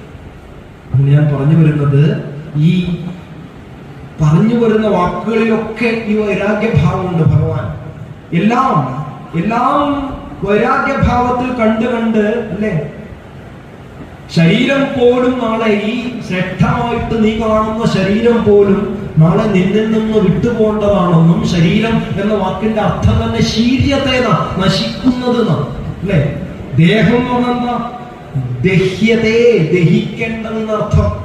നാളെ ദഹിക്കേണ്ട സാധനം അത് ചന്ദനമുട്ടിയിലാണോ എന്ത് പറയാണെന്ന് അന്വേഷിക്കേണ്ട കാര്യമുള്ളൂ. പക്ഷേ ദഹിക്കേണ്ടതെന്നുള്ളത് ഉറപ്പാണ്. അങ്ങനെ ദേഹം നിമിത്തമായിട്ടുള്ള അഹംബുദ്ധിയും ശരീരത്തെക്കുറിച്ചുമൊക്കെ സംസാരിച്ച് അതിന്റെ ഉള്ളിലുള്ള ചൈതന്യത്തിലേക്ക് ക്രോധത്തെ കൊണ്ടുചെന്നെത്തിച്ച് അവിടെ നിനക്ക് അതിലൂടെ ജയിക്കുവാൻ സാധിക്കണമെന്ന് പറഞ്ഞു. അങ്ങനെ ലക്ഷ്മണൻ എന്ത് ചെയ്തു? ഉപദേശത്തെ ഹൃദയം കൊണ്ട് കേട്ട് തന്റെ കർമ്മബന്ധാവിലേക്ക് കൊണ്ടുവരുന്ന കാണിക്കാൻ സാധിക്കും. ഈ ലക്ഷ്മണൻ ഇത് കേട്ടു. ഈ കേട്ട ഉപദേശം ലക്ഷ്മണന് ജീവിതത്തിൽ പ്രാവർത്തികമായിട്ടുണ്ടോ? നമ്മൾ നോക്കുള്ളൂ. ഈ കേട്ടത് അതാണ് നല്ല ഗുരുനാഥനിൽ നിന്നും അറിവ് തരണം എന്ന് പറയാൻ കാരണം. അതാണ് നല്ല ഗുരുനാഥനിൽ നിന്ന് അറിവ് തരണം. നല്ല ഗുരുനാഥന്മാരിൽ നിന്ന് അറിവ് നേടിയുള്ള ഗുണം എന്താ അറിയോ? ട്രാൻസ്മിഷൻ ലോസ് ഉണ്ടാവില്ല. അത് കൊടുക്കുന്ന സമയത്ത് 100 കിട്ടിയിട്ടുണ്ടെങ്കിൽ 100 തന്നെ കൊടുക്കാൻ സാധിക്കും. അവിടുന്ന് ഇവിടുന്നൊക്കെ കുറേശ്ശെ കിട്ടിയാൽ വലിയ പ്രശ്നമാണ്. അത് കൊടുക്കുന്ന സമയത്ത് നമ്മുടെ ഇടയിൽ നിന്ന് ഈ ട്രാൻസ്മിഷൻ ലോസ് സംഭവിക്കും. ഇവിടെ ഇതേപോലെ വനവാസത്തിലേക്ക് പോകുവാൻ നിൽക്കുന്ന സമയത്ത് ഗുഹൻ ശ്രീരാമചന്ദ്രന്റെ അവസ്ഥ കണ്ടിങ്ങനെ വിഷമിക്കുന്ന സമയത്ത് കുറച്ചു നേരത്തെ ഉപദേശങ്ങൾ മുഴുവൻ കേട്ടതായ ലക്ഷ്മണൻ ആ ഗുഹനോട് പറയുന്ന ഉപദേശം നമ്മൾ കേൾക്കണല്ലോ. എന്താ പറയുന്നത്? ഈ ശ്രീരാമചന്ദ്രന്റെ ദുഃഖത്തിന്റെ കാരണത്തെ കുറിച്ച് പറഞ്ഞപ്പോൾ പറഞ്ഞു ഗുഹൻ, ഇങ്ങനെ ദുഃഖിക്കേണ്ട ഒരു ആവശ്യവുമില്ല ഗുഹ. സുഹൃത്തെ, നോക്കൂ, ദുഃഖമധ്യേ സുഖമായും വരും, പിന്നെ ദുഃഖം സുഖമധ്യസംസ്ഥമായും വരും, രണ്ടും അന്യോന്യ സംയുക്തമായേവനുമുണ്ട്, ജലഭംഗമെന്ന പോലെ സഖേ. ആകയാൽ ധൈര്യേണ വിദ്വജ്ജനം ഹൃദി ശോകഹർഷങ്ങൾ കൂടാതെ വസിക്കും. ഇഷ്ടമായുള്ളത് തന്നെ വരുമ്പോഴും ഇഷ്ടമില്ലാത്തത് തന്നെ വരുമ്പോഴും തുഷ്ടാത്മനാമരുകുന്നു ബുധജനം, ദൃഷ്ടമെല്ലാം മഹാമായേതി ഭാവന. ഒരു മനുഷ്യന്റെ ജീവിതത്തിൽ വേണ്ട എല്ലാ ഉപദേശവും ഈ 8 വരികളിൽ കൃത്യമായിട്ട് ലക്ഷ്മണോപദേശത്തിൽ നിന്ന് കിട്ടിയ കാര്യങ്ങളെ ഗുഹന് വേണ്ടി കൊടുക്കുക. എന്താണ്? ദുഃഖമധ്യേ സുഖമായും വരും. പിന്നെ ജീവിതത്തിൽ എങ്ങനെയാ അവസ്ഥ? ദുഃഖമധ്യേ സുഖമായും വരും, അല്ലെ? ദുഃഖം മാത്രമായിട്ട് ജീവിതത്തിൽ ആർക്കുമില്ല. കുറെ നേരം പ്രഭാഷണം ഇങ്ങനെ കേട്ടുകൊണ്ടിരിക്കും, കൈയും കാലൊക്കെ ഒന്ന് വേദനെടുക്കും, അപ്പം ദുഃഖാവും. ഒന്ന് എഴുന്നേറ്റ് നിൽക്കുമ്പോൾ സുഖാവും, അല്ലെ? വീണ്ടും കുറച്ചു നേരം നിൽക്കും, ദുഃഖാവും. സുഖം ദുഃഖം സുഖം ദുഃഖം സുഖം. ഇങ്ങനെ മനുഷ്യന്റെ ജീവിതത്തിലെ ദ്വന്ദ്വങ്ങളിലൂടെയാണ് നമ്മളൊക്കെ കടന്നു പോകുന്നത്. എല്ലാവർക്കും ഉണ്ട്, അല്ലെ? ദ്വന്ദ്വങ്ങൾ. മാത്രാ സ്പർശാസ്തു കൗന്ദേയ ശീതോഷ്ണ സുഖ ദുഃഖദാഹ ആഗമാ പായിനോ നിത്യ താം തിരിക്ഷസ്വ ഭാരതമാണ് ശ്രീകൃഷ്ണൻ അർജുനന് കൊടുത്ത വലിയ ഉപദേശങ്ങളിൽ ഒന്ന്. അർജുന, ജീവിതമായി കഴിഞ്ഞാൽ സുഖം ദുഃഖം ലാഭം നഷ്ടം ചൂട് തണുപ്പ്, അല്ലെ? രാവ് പകല്, ലാഭം നഷ്ടം ഒക്കെ ഉണ്ടാവും, അല്ലെ? സുഖം വന്നാൽ സുഖത്തോട് ചോദിക്കണം. കുറെ കാലമായില്ലേ വന്നിട്ട്, എന്തേ പോകുന്നില്ലേ? ഇങ്ങനെ ഉണ്ടാവാറില്ലല്ലോ. ദുഃഖത്തോളം ചോദിക്കാൻ സാധിക്കണം, ചിരിച്ചുകൊണ്ട് തന്നെ. ഇങ്ങനെ ഉണ്ടാവാറില്ലല്ലോ, വന്നും പോയിക്കൊണ്ട് നിൽക്കുന്നതല്ലേ. അങ്ങനെ 2 വലിയ ദ്വന്ദ്വങ്ങളുടെ ഇടയിൽ ജീവിതം തീർന്നു. ഏതാണ്? ജനനം മരണം, തീർന്നു. ഈ പെൻഡുലം അവിടെ അവസാനിക്കും. അപ്പൊ ദുഃഖമധ്യേ സുഖമായും വരും, പിന്നെ ദുഃഖം സുഖമധ്യ സംസ്ഥമായും വരും, രണ്ടും അന്യോന്യ സംയുക്തമായ ഏവനുമുണ്ട്, ജലബന്ധം എന്ന പോലെ സഖേ. സുഹൃത്തെ, ഇത് ജീവിതത്തിൽ എല്ലാവർക്കും ഉണ്ട്, എല്ലാവർക്കും ഉണ്ട്. എന്നിട്ട് എന്ത് വേണം? ഇത് രണ്ടും ഉണ്ടാവുന്ന സമയത്ത് ആകയാൽ ധൈര്യേണ വിദ്വജ്ജനം ഹൃദി ശോകഹർഷങ്ങൾ കൂടാതെ വസിക്കുന്നു. വൈരാഗ്യത്തിന്റെ അവസ്ഥ നോക്കൂ, എന്താണ്? വിദ്വജ്ജനം ഹൃദി ശോകഹർഷങ്ങൾ. ദുഃഖം ഉണ്ടാകുമ്പോൾ ഒരു പരിധി വിട്ട് ദുഃഖിക്കില്ല, സുഖമുണ്ടാകുമ്പോൾ ഒരു പരിധി വിട്ട് അങ്ങ് സുഖിക്കൂല, അല്ലേ? അങ്ങനൊരു മനസ്സിന്റെ ഒരു അവസ്ഥയുണ്ട്. ഇഷ്ടമായുള്ളത് തന്നെ വരുമ്പോഴും ഇഷ്ടമില്ലാത്തത് തന്നെ വരുമ്പോഴും തുഷ്ടാത്മനാമരുകുന്നു ബുധജനം, ദൃഷ്ടമെല്ലാം മഹാമായേതി ഭാവന. ജീവിതത്തിൽ ഇഷ്ടമുള്ളത് വരുമ്പോഴും ഇഷ്ടമില്ലാത്തത് വരുമ്പോഴും എന്തുണ്ട്? തുഷ്ടാത്മനാമരുകുന്നു ബുധജനം, അല്ലേ? സന്തോഷത്തോടുകൂടി മനുഷ്യൻ താമസിക്കും. എങ്ങനെയാ? ദൃഷ്ടമെല്ലാം മഹാമായേതി ഭാവന. ഈശ്വരേച്ഛ കൊണ്ടാണ് ലോകത്തേക്ക് മുഴുവൻ നടക്കുന്നത് എന്ന് ചിന്തിച്ച് സുഖങ്ങളിൽ അമിതമായി സന്തോഷിക്കാതെ, ദുഃഖങ്ങളിൽ അമിതമായി തളർന്നു പോകാതെ മനസ്സിനെ ബാലൻസ് ചെയ്ത് നിർത്തുന്നതായ ഒരു ഭാവമുണ്ട് ജീവിതത്തിൽ. ഇത് വരുമ്പോഴാണ് ജീവിതത്തിലെ ആധ്യാത്മികത ഫലം കണ്ടു എന്ന് കാണാൻ സാധിക്കുക, അല്ലെ? ജീവിതത്തിൽ ഇത്രയും വലിയ ലോകത്തെ വളരെ നിസ്സാരമായിട്ടും വളരെ ശ്രേഷ്ഠമായിട്ടും കണ്ടിട്ടുള്ള ഒരു മഹാജനതയാണ് നമുക്ക് വഴികാട്ടിയിട്ടുള്ളത്, അല്ലെ? ഈ ഭൂമി, അല്ലെ? ഭൂമിയുടെ വലുപ്പം നമുക്ക് അതിന്റെ വക്രത കാണണമെങ്കിൽ ഏകദേശം 20,000 കിലോമീറ്റർ മേലേക്ക് പോയാൽ നമുക്ക് ഇതിന്റെ വക്രത, ഇത് ഇങ്ങനെ ഗോളാകൃതിയായതാണെന്ന് നമുക്ക് കാണാൻ സാധിക്കും. അങ്ങനെയുള്ള നമ്മുടെ ഈ ഭൂമി എന്തുണ്ട്? 13 ലക്ഷം ഭൂമികളുണ്ടല്ലോ. 13 ലക്ഷം ഭൂമികള് ഒരു ഉരുണ്ട ഭരണിയിലിട്ട് വെച്ചു നിൽക്കട്ടെ. ആലോചിച്ച് നോക്കാം, നമുക്ക് ചിന്തിക്കാൻ പറ്റില്ല. 13 ലക്ഷം ഭൂമികൾ ഒരു ഉരുണ്ട ഭരണിയിൽ ഇട്ട് വെച്ചാൽ ശാസ്ത്രം പറയും അതൊരു സൂര്യന്റെ വലുപ്പമായി എന്ന് പറയാം. ആ സൂര്യൻ എന്താണ് ഇവിടെ റോള്?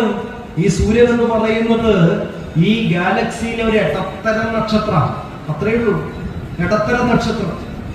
അപ്പൊ നമ്മുടെയൊക്കെ ഈ ലോകത്ത് നമ്മുടെ വലുപ്പം എന്താ? ഭൂമി തന്നെ ഒരു പൊടി പോലുമില്ല. അതിലുള്ള നമ്മുടെ വലുപ്പം എന്താന്ന് വെച്ചാൽ ഒന്നുമില്ല.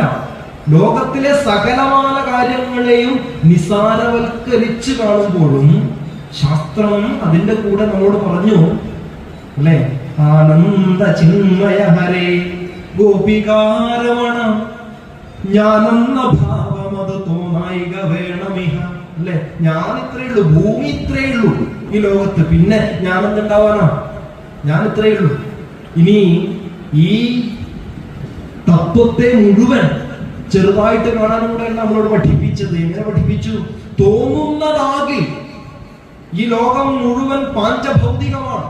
പൃഥ്വി, അപ്പ്, തേജസ്, വായു, ആകാശം 5 കൊണ്ട് നിർമ്മിച്ചതായി ഇത് പ്രപഞ്ചം. ഈ പ്രപഞ്ചത്തിലുള്ള സകലതും ആരിലുണ്ട്? എന്നിലുമുണ്ട്. സകലതുമുണ്ട്. അതുകൊണ്ട് പ്രപഞ്ചത്തെ മനസ്സിലാക്കുവാൻ എന്നെ കുറിച്ച് തന്നെ ആഴത്തിൽ പഠിച്ചാൽ മതി എന്ന് പറയുമ്പോൾ ഈ ലോകത്തിന്റെ നിസാരതയും അതേപോലെ തന്നെ മനുഷ്യന്റെ ചിന്താശേഷിയിലൂടെ ഭഗവാനെ പ്രാപിക്കുവാനുള്ള അതിവിപുലവും ശ്രേഷ്ഠവുമായിട്ടുള്ള മാർഗങ്ങളും കൂടി നമുക്ക് കൃത്യമായി ഋഷിചരന്മാർ തന്നിട്ടുണ്ട് എന്നുള്ളത്. അതുകൊണ്ട് മനുഷ്യ ജീവിതത്തെ മുഴുവൻ ഒറ്റ ഭാവത്തിലേക്ക് കൊണ്ടുവന്നാൽ എന്താ കിട്ടും നമുക്ക്? ആയുർനശ്യതി പശ്യതാം പ്രതിദിനം യാതിക്ഷയം യൗവനം പ്രത്യായാന്തി ഗതാ പുനർന്ന ദിവസ കാലോ ജഗദ്ഭക്ഷക ലക്ഷ്മീ സ്തോയ തരംഗഭംഗ ചപല വിദ്യുച്ഛലം ജീവിതം തസ്മാത് മാം ശരണാഗതം ശരണത ത്വം രക്ഷ രക്ഷാധുനാ. ആയുർനശ്യതി പശ്യതാം പ്രതിദിനം. അല്ലെ, ആയുസ് ഓരോ നിമിഷവും മനുഷ്യന് കുറഞ്ഞുകൊണ്ടിരിക്കുകയാണ്. ശ്വാസോച്ഛ്വാസം, ഹൃദയമിടിപ്പ് എന്ന് പറഞ്ഞാൽ നമ്മുടെ ജീവിതമാകുന്ന വൃക്ഷത്തിൽ കാലൻ ഓരോ നിമിഷവും വെട്ടിക്കൊണ്ടിരിക്കുന്ന ഓരോ വെട്ട. എപ്പോഴാണ് മരം അറിയാന്ന് പറയാൻ പറ്റൂല, ഏകദേശം എത്ര വെട്ടി എന്ന് പറയില്ല. അപ്പോൾ ഓരോ കൊത്തുകളായി ഇങ്ങനെ ആയുർനശ്യതി പശ്യതാം പ്രതിദിനം യാതിക്ഷയം യൗവനം. യൗവനത്തിന്റെ അവസ്ഥ എന്താ? അതും ഇതുപോലെ കുറഞ്ഞുകൊണ്ടിരിക്കുന്നു. പ്രത്യായാന്തി ഗതാഹ പുനർന്ന ദിവസ കാലോ ജഗദ്ഭക്ഷകഃ ലക്ഷ്മീ സ്തോയ തരംഗഭംഗചപലാഹ. ലക്ഷ്മിയുടെ അവസ്ഥ എന്താ? ലക്ഷ്മി ധനം, തോയ തരംഗഭംഗചപലാഹ. അതിങ്ങനെ ഇതുപോലെയാണ്.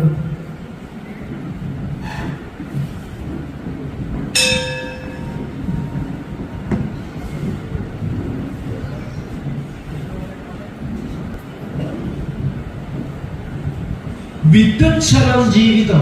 അല്ലെ, വിദ്യുച്ഛലമാണ് ജീവിതം. തസ്മാത്, അതുകൊണ്ട് ഈ കലുഷിതമായ കലിയുഗത്തിൽ അങ്ങേയറ്റം പ്രശ്നങ്ങളിൽപ്പെട്ട് ഉഴറുമ്പോഴും ഉലയുമ്പോഴും ആകപ്പാടെ ഇതിൽ നിന്നുള്ള മോചനം എന്ന് പറയുന്നത് എന്താ? ശരണാഗതം, ശരണത. അല്ലെ, ത്വം രക്ഷ രക്ഷാധുന. ഭഗവാനോട് പ്രാർത്ഥിച്ച അത്രേ ഉള്ളൂ. അതുകൊണ്ട് ഭക്തിമാർഗം എന്ന് പറഞ്ഞാൽ ആർക്കുള്ളതാണ്? ഭക്തിമാർഗം എന്ന് പറഞ്ഞാൽ അങ്ങേയറ്റം ശക്തനുള്ളതല്ല, അങ്ങേയറ്റം വിരക്തനുള്ളതല്ല. രണ്ടും മധ്യമാർഗത്തിലൂടെ പോകുന്നവർക്കുള്ളതാണ് ഭക്തിമാർഗം എന്ന് നമ്മളോട് ഭാഗവതം 11-ാം സ്കന്ധം നോക്കിയാൽ കൃത്യമായി പറഞ്ഞു തരും. നമ്മളെ പോലെയുള്ള സാധാരണക്കാർക്ക് ഈശ്വരനെ പ്രാപിക്കുവാൻ വേണ്ടിയിട്ട് ആ ഭാവം തുറന്നു തന്നിരിക്കുന്നതിന് വേണ്ടിയിട്ടാണ്. അതുകൊണ്ടാണ് നാരായണീയത്തിന്റെ കർത്താവായിട്ടുള്ള നാരായണ പണ്ഡിതൻ, അല്ലെ, മേൽപ്പത്തൂർ നാരായണ ഭട്ടതിരി, അദ്ദേഹത്തിന് 8ാമത്തെ വയസ്സിൽ രചിച്ചതായ ഒരു ശ്ലോകമുണ്ട്, കൃഷ്ണസ്തുതി. അതിലുണ്ട് ഭക്തിയുടെ പാഠങ്ങൾ മുഴുവൻ 8 വയസ്സിൽ രചിച്ച.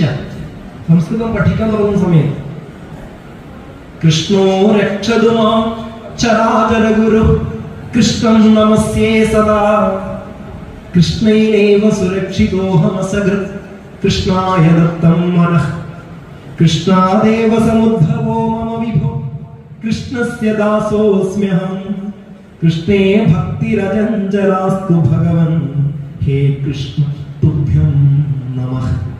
ഭക്തിയുടെ എല്ലാ ഭാവങ്ങളിലുണ്ട്. കൃഷ്ണോ രക്ഷതമാം ചരാചര ഗുരു, സകല ചരാചരങ്ങൾക്കും ഗുരുവായിട്ടുള്ള കൃഷ്ണ ഭഗവാനെ രക്ഷതുമാം, എന്നെ രക്ഷിക്കൂ. കൃഷ്ണം നമസ്യേ സദാ, ഞാൻ എല്ലായ്പ്പോഴും ഏത് ഊണിലും ഉറക്കിലും ഞാൻ ആ കൃഷ്ണനെ എന്ത് ചെയ്യുന്നു? നമസ്കരിക്കുന്നു. കൃഷ്ണൈവ സുരക്ഷിതോഹമസകൃത്, കൃഷ്ണനാൽ ഞാൻ സുരക്ഷിതനാണ്. കൃഷ്ണായ ദത്തം മനഃ, ആ കൃഷ്ണനായിക്കൊണ്ട് ഞാൻ എൻ്റെ മനസ്സിനെ നൽകിയിരിക്കുന്നു. കൃഷ്ണാദേവ സമുദ്ഭവോ മമ വിഭോ, കൃഷ്ണനിൽ നിന്നാണ് ഈ ലോകത്തിന്റെ ഉദ്ഭവവും നിലനിൽപ്പും തിരോധാനവും എല്ലാം. കൃഷ്ണസ്യ ദാസോസ്മ്യഹം, കൃഷ്ണന്റെ ദാസനാണ് ഞാൻ. കൃഷ്ണേ ഭക്തി അചഞ്ചലാസ്തു, ഭഗവാനെ എനിക്ക് ജീവിതത്തിൽ നീ ഒരൊറ്റ വരം മാത്രം തന്നാൽ മതി. എന്താ അത്? കൃഷ്ണേ ഭക്തി അചഞ്ചല, എനിക്ക് എന്നും അങ്ങയിൽ ഇളകാത്തതായ ഭക്തി തരണം. അത്രയും മതി, മറന്നും വേണം. ഒരു സാഹചര്യത്തിലും ഇളകാത്തതായ ഭക്തി എന്ത് വേണം? നീ എനിക്ക് തരണം. ഹേ കൃഷ്ണ തുഭ്യം നമഃ. ഭട്ടതിരിപ്പാട് നമുക്ക് രചിച്ചു തന്ന ഈ ശ്ലോകത്തിൽ ഭക്തിയുടെ ആഴം എങ്ങനെ ആയിരിക്കണം ഒരു കൃഷ്ണഭക്തൻ എന്നുള്ളത് കൃത്യമായി 7 വിഭക്തികളിലൂടെ സംബോധന പ്രഥമയടക്കം ചേർത്ത് തന്നിട്ടുണ്ട്. അവിടെയാണ് ഗുരുനാഥന്മാരുടെ ആവശ്യം, അല്ലെ? നല്ല ഗുരുവിൽ നിന്ന് വിദ്യാഭ്യാസം നേടുമ്പോൾ ഗുണത, നല്ല ഗുരു പറയുന്ന അതേപോലെ ഗ്രഹിക്കുമ്പോൾ, അതേപോലെ ജീവിതത്തിൽ ഏറ്റെടുത്ത് ആ മാർഗത്തിലൂടെ പോകുമ്പോഴാണ് നമുക്ക് എന്തുണ്ടാവുക? ആ നേരത്തെ ഞാൻ സൂചിപ്പിച്ചതുപോലെ വിജ്ഞാന വൈരാഗ്യത്തിൻ്റെതായ അർത്ഥതലങ്ങളിലേക്ക് മനുഷ്യന് സഞ്ചരിക്കുവാൻ സാധിക്കും. അതുകൊണ്ട് ഒരിക്കൽ കൂടി പറഞ്ഞോട്ടെ, ശാസ്ത്ര വിഷയങ്ങളുടെ എന്തിനു വേണ്ടിയിട്ടാണ് നമ്മുടെ ഇതിഹാസങ്ങളും പുരാണങ്ങളും ഒക്കെ രചിച്ചു തന്നിട്ടുള്ളത് എന്ന് ചോദിച്ചാൽ, ജീവിതത്തിന്റെ സകലമാന സുഖങ്ങളില് ഇങ്ങനെ മുഴുകി ജീവിക്കുമ്പോഴും ഈ സുഖങ്ങൾക്ക് അപ്പുറമുള്ള, സുഖം എന്ന് പറഞ്ഞ വാക്കിന്റെ അർത്ഥം തന്നെ ഖം എന്ന് പറഞ്ഞാൽ ഇന്ദ്രിയങ്ങളാണ്. ഖം എന്ന് പറഞ്ഞാൽ ഇന്ദ്രിയങ്ങളാണ്. ഇന്ദ്രിയങ്ങളിലൂടെ ലഭിക്കുന്ന, ഇന്ദ്രിയങ്ങൾ എന്ന് പറഞ്ഞാൽ പഞ്ചേന്ദ്രിയങ്ങൾ തന്നെയാണ്. കണ്ണ്, മൂക്ക്, നാക്ക്, ത്വക്ക്, ചെവി. ഈ ഇന്ദ്രിയങ്ങളിലൂടെ ലഭിക്കുന്ന സുഖത്തിനപ്പുറം ആനന്ദം എന്ന് പറയുന്ന ഒരു അവസ്ഥയുണ്ടെന്നും ഈ ആനന്ദത്തിലേക്ക് മനുഷ്യനെ പടിപടിയായി ഉയർത്തുന്നതിന് വേണ്ടിയിട്ടുള്ള പദ്ധതികളാണ് മുഴുവൻ ശാസ്ത്രങ്ങളും നമുക്ക് തന്നിട്ടുള്ളത്, അല്ലെ? അർക്കാനലാദി വെളിമൊക്കെ ഗ്രഹിക്കുമൊരു കണ്ണിന്നു കണ്ണു മനമാകുന്ന കണ്ണതിനു കണ്ണായിരുന്ന പൊരുൾ ഞാനെന്നുറയ്ക്കും അളവാനന്ദമെന്തു ഹരിനാരായണായ നമഃ. നാരായണായ നമഃ, നാരായണായ നമഃ, നാരായണായ നമഃ, നാരായണായ നമഃ, നാരായണായ നമഃ, നാരായണായ നമഃ, നാരായണായ നമഃ, നാരായണായ നമഃ. അർക്കാനലാദി വെളിവൊക്കെ ഗ്രഹിക്കും, അല്ലെ? സൂര്യനെ കാണണമെങ്കിലും ചന്ദ്രനെ കാണണമെങ്കിലും ഒക്കെ നമുക്ക് എന്ത് വേണം? കണ്ണു വേണം. കണ്ണുകൊണ്ട്, കണ്ണുണ്ടാൽ കാണുമെങ്കിലും മുഖശരീരത്തിനും കണ്ണുണ്ട്. കാണുന്നുണ്ടോ? ഇല്ല. മരിച്ചു കിടക്കുന്നവർക്കും കണ്ണില്ലേ? കണ്ണുണ്ട്, പക്ഷെ കാണുന്നില്ല. കണ്ണിന് കണ്ണെന്താ? കണ്ണുണ്ടായാലും കാണുന്നില്ല. ചിലര് പറയും, നിന്നെ മുമ്പ് കൂടെ ഞാൻ പോയത് കണ്ടില്ലേ? കാണില്ല. കാരണം കണ്ണുകൊണ്ട് നോക്കണമെങ്കിൽ കണ്ണിന് കണ്ണ് മനസ്സാണ്. ആ മനസ്സിനെയും പ്രകാശിപ്പിക്കുന്നതായ ആത്മചൈതന്യം ഉള്ളിൽ, ആ ആത്മചൈതന്യം എന്തെന്ന് നോക്കുമ്പോൾ, അല്ലെ? മനോബുദ്ധ്യഹങ്കാര ചിത്താനിനാഹം നജ ശ്രോത്ര ജിഹ്വേ നജ ഘ്രാണ നേത്രേ നജ വ്യോമ ഭൂമിർന തേജോ ന വായു ചിദാനന്ദരൂപ ശിവോഹം ശിവോഹം. ഇപ്പൊ ശാന്തി എവിടെയുള്ളത് എന്ന് ചോദിച്ചാൽ, ആനന്ദം എവിടെയുള്ളതെന്ന് വെച്ചാൽ പുറത്തല്ല. എവിടെയാണ്? അവനവന്റെ ഉള്ളിൽ മറ്റ് സകലമാന വസ്തുക്കളെയും അപേക്ഷിക്കാതെ നിരതിശയമായ ഈ മറ്റൊന്നിനെയും ആശ്രയിക്കാത്തതായ ആ സുഖത്തിലേക്ക് മനുഷ്യനെ നയിക്കുവാൻ വേണ്ടി, അതിനു വേണ്ടിയിട്ടും കൂടെ നമുക്ക് വേണ്ടി സൃഷ്ടിച്ചു തന്നിട്ടുള്ള സകലമായ ശാസ്ത്രഗ്രന്ഥങ്ങളുടെയും ഉള്ളറകളിലേക്ക് നമുക്ക് ഇങ്ങനെ പോകാൻ സാധിക്കുമ്പോൾ, അവിടെ കണ്ടെത്താൻ സാധിക്കുന്ന, അതിലേക്ക്, ആ ശാന്തിയിലേക്ക്, ആ പരമമായ ആനന്ദത്തിലേക്ക് നയിക്കുന്ന രണ്ട് മരുന്നുകളാണ് നേരത്തെ ഞാൻ സൂചിപ്പിച്ച വിജ്ഞാനവും വൈരാഗ്യവും. അത് ഗുരുമുഖത്ത് നിന്ന്, ഗുരുവിന്റെ കാലുകളെ വന്ദിച്ചടുത്തിരിക്കുമ്പോൾ മാത്രമേ കിട്ടുള്ളൂ. അവിടെ ഗുരുനിന്ദ അല്പം പോലും ഉണ്ടെങ്കിൽ അത് നമുക്ക് കിട്ടില്ല എന്നുള്ളതാണ്. അതുകൊണ്ടാണല്ലോ വ്യാസരുടെ ഏറ്റവും വലിയ ശിഷ്യനായിരുന്നു ജൈമിനി മഹർഷി. ഒരിക്കൽ വ്യാസഭഗവാന്റെ കാൽച്ചുവട്ടിലിരുന്ന് വേദാന്തം അഭ്യസിക്കുന്നതായ സമയം, വ്യാസർ എന്താ പഠിപ്പിക്കുന്നത്? വളരെ ശ്രേഷ്ഠങ്ങളായിട്ടുള്ള വേദാന്ത തത്വങ്ങളെ പഠിപ്പിച്ചു കൊടുക്കുന്നു, അല്ലെ? ബദ്ധസദാ സകല പാപഭരേണയുക്ത ജീവത്യഹോ വികരസാരസുരാനുഗാമി മുക്തസ്തു നിർമ്മല നിതാന്ത സമോദഭോക്ത തസ്മാത് വിമുക്തിരിഹ നിത്യസുഖസ്യ ഹേതു. എല്ലാ സുഖങ്ങളിൽ നിന്നും വിട്ട്, ഇന്ദ്രിയ സുഖങ്ങളിൽ രമിക്കാതെ ആനന്ദത്തിന്റെ മാർഗത്തിലേക്ക് പോകുവാൻ വേണ്ടി തന്റെ ശിഷ്യനായ ജൈമിനിയെ കൈപിടിച്ചുയർത്തുവാൻ വേണ്ടി വ്യാസഭഗവാൻ പലതും ഉപദേശത്തിന്റെ കൂട്ടത്തിൽ ഒരു ശ്ലോകം കൂടി ഉപദേശിച്ചു കൊടുത്തു. ബലവാൻ ഇന്ദ്രിയഗ്രാമോ വിദ്വാംസം അപകർഷതി. ഒരു വളരെ പ്രധാനപ്പെട്ട സൂത്രരൂപത്തിൽ കൊടുത്തവ. ബലവാൻ ഇന്ദ്രിയഗ്രാമോ വിദ്വാംസ, വലിയ പണ്ഡിതനെയും അതെന്താവും? ജീവിതത്തിൽ നാശത്തിലേക്ക് നയിക്കും എന്ന് വ്യാസഭഗവാൻ പറഞ്ഞു കൊടുത്തു. എന്നാൽ തന്റെ അറിവിൽ അങ്ങേയറ്റം അഹങ്കാരം ഉണ്ടായിരുന്ന ജൈമിനി വിചാരിച്ചു, കാന്തദർശിയാണ് ഞാൻ, എനിക്ക് അങ്ങേയറ്റത്തെ എന്തുണ്ട്? ഇന്ദ്രിയ നിഗ്രഹമുണ്ട്, ഞാൻ എന്തിനാ ഇങ്ങനെ എഴുതേണ്ടത്? അതുകൊണ്ട് അദ്ദേഹം അല്പം ഒന്ന് മാറ്റി എഴുതി, ബലവാൻ ഇന്ദ്രിയഗ്രാമോ വിദ്വാംസം ന അപകർഷതി. ഒരു നാവുടെ അതിനകത്ത് ചേർത്ത് എഴുതി. ബലവാനാണെങ്കിൽ, പണ്ഡിതനാണെങ്കിൽ, വിദ്വാനാണെങ്കിൽ അവൻ എന്തില്ല? ഇന്ദ്രിയഗ്രാമം, എത്ര തരത്തിലുള്ള ഇന്ദ്രിയങ്ങളുടെ കണ്ണ്, മൂക്ക്, നാക്ക്, തൊക്ക്, ചെവി ഇവയുടെ പുറകെ പോയാലൊന്നും ഒരു കുഴപ്പം ഉണ്ടാവില്ല. വിദ്വാനാണെങ്കിൽ, ബലവാനാണെങ്കിൽ ഒരു പ്രശ്നം ഉണ്ടാവില്ല എന്ന് ഒരു നായ എന്ന് ചേർത്ത് വ്യാസഭഗവാൻ ഇത് കണ്ടു. കടക്കട്ടെ അല്ലെ, എപ്പോഴെങ്കിലും ഇതിന് നല്ലൊരു മറുപടി കൊടുക്കാം എന്ന് ശ്ലോകാദി കാര്യങ്ങളൊക്കെ പഠിപ്പിച്ചതിന് ശേഷം എന്ത് ചെയ്തു? സന്ധ്യാവന്ദനത്തിന് വേണ്ടിയിട്ട് ഇദ്ദേഹം പോകുന്ന സമയത്ത് ജൈമിനിയോട് പറഞ്ഞു, വന്നിട്ട് ഹോമം കുണ്ടത്തിൽ ആവശ്യമായ അഗ്നി മുഴുവൻ നീ തയ്യാറാക്കി വെക്കണം എന്ന് പറഞ്ഞു. ജൈമിനി എന്ത് ചെയ്തു? ജൈമിനി ഹോമകുണ്ടം ഒരുക്കുവാൻ തുടങ്ങി. ഹോമകുണ്ടം കൃത്യമായി ഒരുക്കി അതിലേക്ക് ഈ ചവതയൊക്കെ വെച്ച് അഗ്നി ജ്വലിപ്പിക്കുവാൻ നോക്കുന്ന സമയത്ത് വലിയൊരു കാറ്റും മഴയും വരിക. ആ വലിയ കാറ്റും മഴയിലും അദ്ദേഹം ഇങ്ങനെ വളരെ കഷ്ടപ്പെട്ട് അഗ്നി ഇങ്ങനെ കടാണ്ട് നോക്കുന്ന സമയത്ത് എന്ത് സംഭവിച്ചെന്ന് അറിയാം? ഒരു യുവതി ഇങ്ങനെ ഓടി വരുന്നുണ്ട് അതിലൂടെ, ഇങ്ങനെ പുറത്തൂടെ. എന്നിട്ട് ഓടി വരുന്ന സമയത്ത് ജൈമിനിയോട് ചോദിച്ചു, അല്പസമയം ഞാൻ ഈ യജ്ഞകുണ്ടത്തിന്റെ അടുത്തിരുന്ന് വിശ്രമിച്ചോട്ടെ ചോദിച്ചു. ജൈമിനി ഇതൊന്നും ശ്രദ്ധിച്ചില്ല. ജൈമിനി നന്നായിരുന്നു, കുഴപ്പമില്ല. അപ്പൊ അദ്ദേഹം വെറുതെ ഇരുന്നു. ഈ ഹോമകുണ്ടമൊക്കെ തയ്യാറാക്കുന്നതിനിടയില് വെറുതെ ഒരു നോട്ടം ഇവരുടെ നേരത്തെ, അല്ലെ? നമ്മളിങ്ങനെ വെറുതെ കടാക്ഷം എന്ന് പറയുമല്ലോ, കടക്കണ്ണുകൊണ്ടുള്ള നോട്ടം. ഒരു നോട്ടേ നോക്കിയിരുന്നു. ഒരു നോട്ടം നോക്കി. കുറച്ചു കഴിഞ്ഞപ്പോൾ അദ്ദേഹത്തിന് തോന്നി ഒന്നും കൂടെ ഒന്ന് നോക്കാം. രണ്ടാമത് നോക്കി, മൂന്നാമത് നോക്കി. അപ്പോൾ നാലാമതൊരു ചോദ്യമായി, നിങ്ങൾ എവിടുന്നാ വരുന്നത്? അല്ലെ, സംസാരിക്കാതിരുന്ന ആളാ. അപ്പോൾ പതുക്കെ 5-10 മിനിറ്റ് കൊണ്ട് എന്തായി? ഈ യുവതിയുമായി ജൈമിനി എന്ത് ചെയ്തു? സംസാരിച്ച് പരിചയപ്പെട്ടതിന് ശേഷം സംഭവിച്ചെന്താന്ന് വെച്ചാൽ 10 മിനിറ്റിനുള്ളിൽ ജൈമിനിക്ക് ഒരു ആഗ്രഹം. എന്ത് ചെയ്തു? ഈ യുവതിയെ വിവാഹം കഴിക്കണം. നോക്കണേ, എവിടം വരെ എത്തിയാണ്. യുവതി വിവാഹം കഴിക്കണം എന്നുള്ളത്.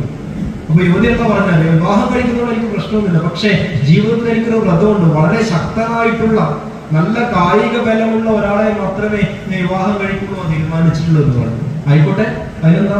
അതിന് നിങ്ങൾക്ക് കായിക ശക്തി ഉണ്ടെന്ന് തെളിയിക്കാൻ എന്തെങ്കിലും അറിയോ? ഞാൻ നിങ്ങളുടെ ചുമലിലിരിക്കും, നിങ്ങൾ യജ്ഞകുണ്ടത്തെ 1000 പ്രാവശ്യം വലം വെക്കണം, നോക്കണം. ജൈമിനി ലാസ്റ്റ് എന്ത് ചെയ്യുന്ന വെച്ചാല് സമ്മതിക്കേണ്ടി വന്നു. ഒടുവിൽ ഈ യുവതിയെ തോളിലിരുത്തിക്കൊണ്ട് എന്ത് ചെയ്തു? ജൈമിനി യജ്ഞകുണ്ടത്തിന് നിരന്തരമായി ഇങ്ങനെ വലം വെക്കാൻ തുടങ്ങി. ക്ഷീണിച്ചു. 999 പ്രാവശ്യം ഇങ്ങനെ വലം വെച്ച് അവസാനത്തെ വലവും പൂർത്തിയാക്കാൻ നോക്കുമ്പോൾ ഒരാള് പതുക്കെ ചോദിക്കാണ്, വിദ്വാംസൻ അപകർഷതി. മേലേക്ക് നോക്കുമ്പോഴാണ് ഒരാളോട് ഇരിക്കുന്നുണ്ട്. ആരറിയോ? തന്റെ ഗുരുനാഥൻ ഇരിക്കുന്നുണ്ട് തോളിൽ. ഉടനെ ബലവാൻ ഇന്ദ്രിയഗ്രാമോ വിദ്വാംസം നാപകർഷതി. ഒരു ചോദ്യമാണ്. നാപകർഷതി, അപകർഷിക്കില്ലേ അല്ലേ? കീഴ്പ്പെടുത്തില്ലേ ജൈമിനെ? ആ ഒറ്റ ചോദ്യത്തിലാണ് ജൈമിനിയുടെ മുഴുവൻ ഭാവവും മാറിയത്. അദ്ദേഹം നേരെ താഴെ ഇറങ്ങി വ്യാസഭഗവാനെ സാഷ്ടാംഗം നമസ്കരിച്ച് വീണ്ടും ആ ഗുരുമുഖത്ത് നിന്നും കേൾക്കുന്ന കാര്യങ്ങളെ ആവർത്തിച്ച് ഉരുവിട്ട് എന്തായിട്ട് വീണ്ടും മഹാപണ്ഡിതൻ എന്നുള്ള തലത്തിലേക്ക് ഉയർന്നത് നമുക്ക് കാണാൻ സാധിക്കും. അതുകൊണ്ട് വൈരാഗ്യാവസ്ഥ എന്ന് പറയുന്നത് സത്യത്തിൽ എന്താണ് എന്ന് ചോദിച്ചാൽ രാഗം പൂർണ്ണമായും പോയിട്ടുള്ള ഒരു അവസ്ഥ മനുഷ്യർക്ക് ജീവിതത്തിൽ ഉണ്ടാവുക എന്നുള്ളത് പ്രയാസം. എന്നിരുന്നാലും സകലമായ ഇന്ദ്രിയ സുഖങ്ങളിൽപ്പെട്ട് ജീവിക്കുമ്പോഴും സുഖ സൗകര്യങ്ങളൊക്കെ നമുക്ക് ജീവിതത്തിൽ അങ്ങേയറ്റം ഇഷ്ടമാണ്. ആ ഇഷ്ടത്തിൽ മുഴുകി ആഴത്തിൽ അവയോട് സമീപിച്ചുകൊണ്ട് ജീവിക്കുമ്പോഴും ആ സുഖങ്ങളിൽ നിന്നും ലഭിക്കുന്നത് സുഖം മാത്രമാണെന്നും സുഖത്തിനപ്പുറമുള്ള ആനന്ദാവസ്ഥയിലേക്ക് നയിക്കണമെങ്കിൽ അത് ഈശ്വരോന്മുഖമായിട്ടുള്ള ചിന്തകൾക്കും ആധ്യാത്മികമായ മാർഗത്തിലൂടെയും മാത്രമേ ഉള്ളൂ എന്നറിയുമ്പോഴാണ് ജീവിതത്തിൽ നേരത്തെ ഞാൻ സൂചിപ്പിച്ചതുപോലെ നിമിഷ സുഖങ്ങളിൽ നിന്നും മാറി നമ്മൾ ഈശ്വരീയമായ സുഖഭാവത്തിലേക്ക് പോകും. അതുകൊണ്ട് നമ്മുടെ ഇതിഹാസ പുരാണങ്ങളൊക്കെ നോക്കിയാൽ ഈ വാക്കിലേക്ക് മനുഷ്യനെ നയിക്കുവാൻ വേണ്ടിയിട്ടുള്ളതാണ് ഇത് മുഴുവനെന്ന് നമുക്ക് കാണാൻ സാധിക്കും. അവിടെയാണ് നേരത്തെ ഞാൻ സൂചിപ്പിച്ചതുപോലെ ഗുരുവിന്റെ മഹത്വവും മഹിമയും. അതുകൊണ്ട് ഭാരതം അറിവ് നൽകുന്നവരെ മുഴുവൻ ഗുരുവായിട്ടൊന്നും പറഞ്ഞിട്ടില്ല. 3 തരത്തിലാണ് പൊതുവെ അറിവ് നൽകുന്നവരെ നമുക്ക് പറഞ്ഞു നോക്കില്ല. ആധ്യാത്മിക മാർഗത്തിലേക്ക് ജീവിതത്തെ നയിക്കുന്നവരാണ് യഥാർത്ഥ ഗുരുനാഥന്മാർ. അവർക്ക് വേണ്ട 2 ക്വാളിറ്റിയെ പറഞ്ഞിട്ടുള്ളൂ. അധികത തത്വനായിരിക്കണം, ശിഷ്യഹിതായ ഉദ്യതസതം. 2 കാര്യങ്ങളാണ് പറഞ്ഞത് അല്ലെ? അല്ലാതെ അറിവ് നൽകുന്ന പലരും ഉണ്ട്. അവരെ ഒന്നാമത്തെ തട്ടിൽപ്പെട്ടവരെ ഭാരതം പറഞ്ഞത് ഉപാധ്യായ എന്നാണ്. ഏകദേശം വേദസ്യ വേദാംഗാൻ അഭിവാപുന അധ്യാപയതി വൃത്യർത്ഥം ഉപാധ്യായ സൗച്യതേ അല്ലെ?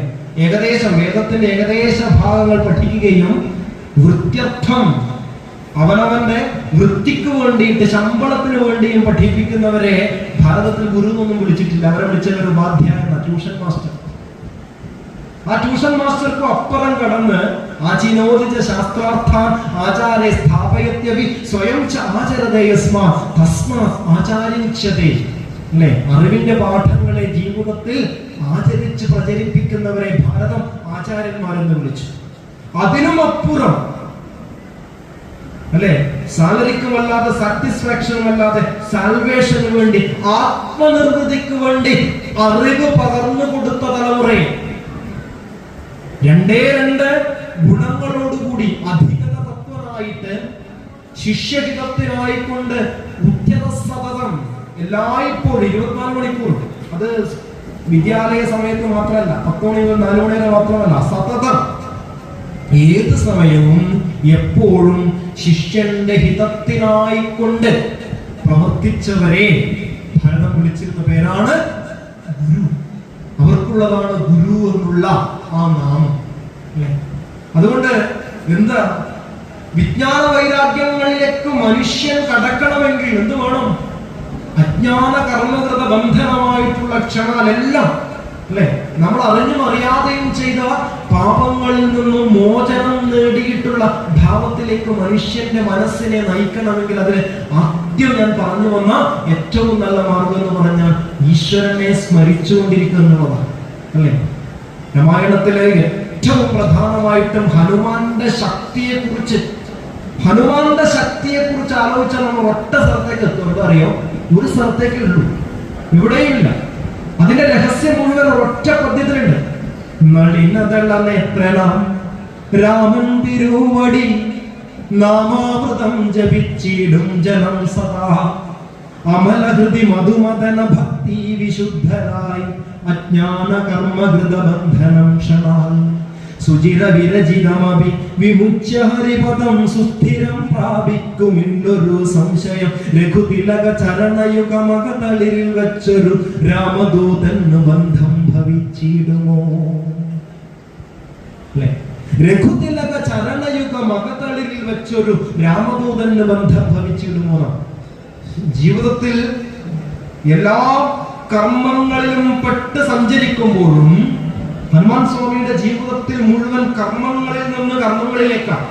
ആ കർമ്മങ്ങളിലൊക്കെ പോകുമ്പോഴും ആ കർമ്മങ്ങളിലൊന്നും ഒട്ടലില്ലാതെ അവിടെയൊക്കെ ഒരു വൈരാഗ്യാവസ്ഥയെ നിലനിർത്തിക്കൊണ്ടായിരുന്നു ഭഗവാന്റെ എല്ലാ കർമ്മങ്ങളും. അതുകൊണ്ടാണ് ലങ്കയിലേക്ക് പോകുമ്പോഴും അവിടെ വൈരാഗപർവ്വതം ഉയർന്നു വന്നിട്ട് ഹനുമാനോട്, അല്ലയോ ഹനുമാനെ, അല്പസമയം ഇരുന്ന് വിശ്രമിച്ചിട്ട് പോ, നിന്റെ മുഖത്ത് അത്യധികമായ ക്ഷീണുണ്ട്, അല്ലെ? ഇത്രയും നല്ല വിശ്രമിക്കാനുള്ള പഴങ്ങളും ഒക്കെ നിനക്ക് ആവശ്യമായ വിഭവങ്ങളൊക്കെ ഒരുക്കി തന്നിരിക്കുന്നതായ എന്റെ ശരീരത്തിൽ അല്പം സമയം ഇരുന്ന് വിശ്രമിക്കുന്നു എന്ന് പറയുമ്പോൾ അവിടെയുണ്ട് ഹനുമാന്റെ നേരത്തെ പറഞ്ഞ വൈരാഗ്യാവസ്ഥ. ഹനുമാൻ ഇരുന്നില്ല. എന്താ പറഞ്ഞത്? അരുതരുത്, രാമകാര്യത്തിന് പോകുമ്പോൾ പെരുവഴിയിൽ അശന ശയനങ്ങൾ പാടില്ല. ഇതല്ല മറുപടിയാ നോക്കുക. ഇതാണ് വൈരാഗ്യത്തിന്റെ അവസ്ഥ. പെരുവഴിയിൽ അശന ശയനങ്ങൾ പാടില്ല. കാരണം നേരത്തെ ഞാൻ സൂചിപ്പിച്ചത് കണ്ണിനെയും മൂക്കിനെയും നാക്കിനെയും ത്വക്കിനെയും ചെവിയെയും നിയന്ത്രിച്ചിട്ടാണ് ഹനുമാന്റെ യാത്ര. അതെങ്ങനെയാണ്? നളിനതള നേത്രനാം രാമൻ തിരുവടി നാമാമൃതം ജപിച്ചിടും ജനം സദാ. ഒന്നാമത്തെ ക്വാളിറ്റി അതാ. ആ രാമന്റെ നാമമാണ് ചുണ്ടിൽ എല്ലായ്പ്പോഴും, എപ്പോഴും. ഭഗവത് സ്മരണ ഇല്ലാത്ത നിമിഷം ഹനുമാൻ സ്വാമിക്കില്ല. അമലഹൃതി മധുമദന ഭക്തി വിശുദ്ധരായി. അതുകൊണ്ട് എന്താണ്? ഹനുമാൻ സ്വാമിയുടെ ഉള്ളം ശുദ്ധമാണ്. നാമം ജപിച്ച് ഈശ്വര മാർഗത്തിലൂടെ സഞ്ചരിച്ച് വിജ്ഞാനത്തിന്റെയും വൈരാഗ്യത്തിന്റെയും പരമഭാവത്തിലേക്ക് ഉയർന്ന ഹനുമാൻ സ്വാമിയുടെ ഉള്ളം എന്താണ്? ശുദ്ധമാണ്. അതുകൊണ്ട് എന്തില്ല? കർമ്മങ്ങളോട് ഒട്ടലില്ല. ഒരു സ്ഥലത്ത് ഒട്ടലില്ല. അജ്ഞാന കർമ്മകൃത ബന്ധനം ക്ഷണാൽ.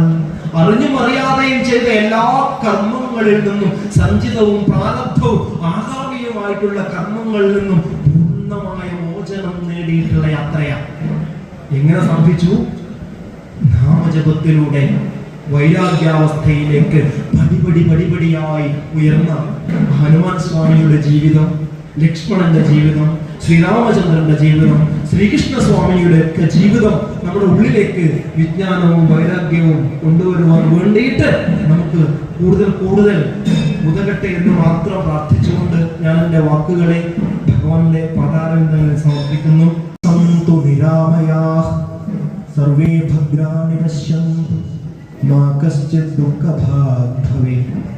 സർവേ ഭവന്തു സുഖിനഃ സർവേ സന്തു നിരാമയാഃ സർവേ ഭദ്രാണി പശ്യന്തു മാ കശ്ചിത് ദുഃഖഭാഗ് ഭവേത്. ഓം ശാന്തി ശാന്തി.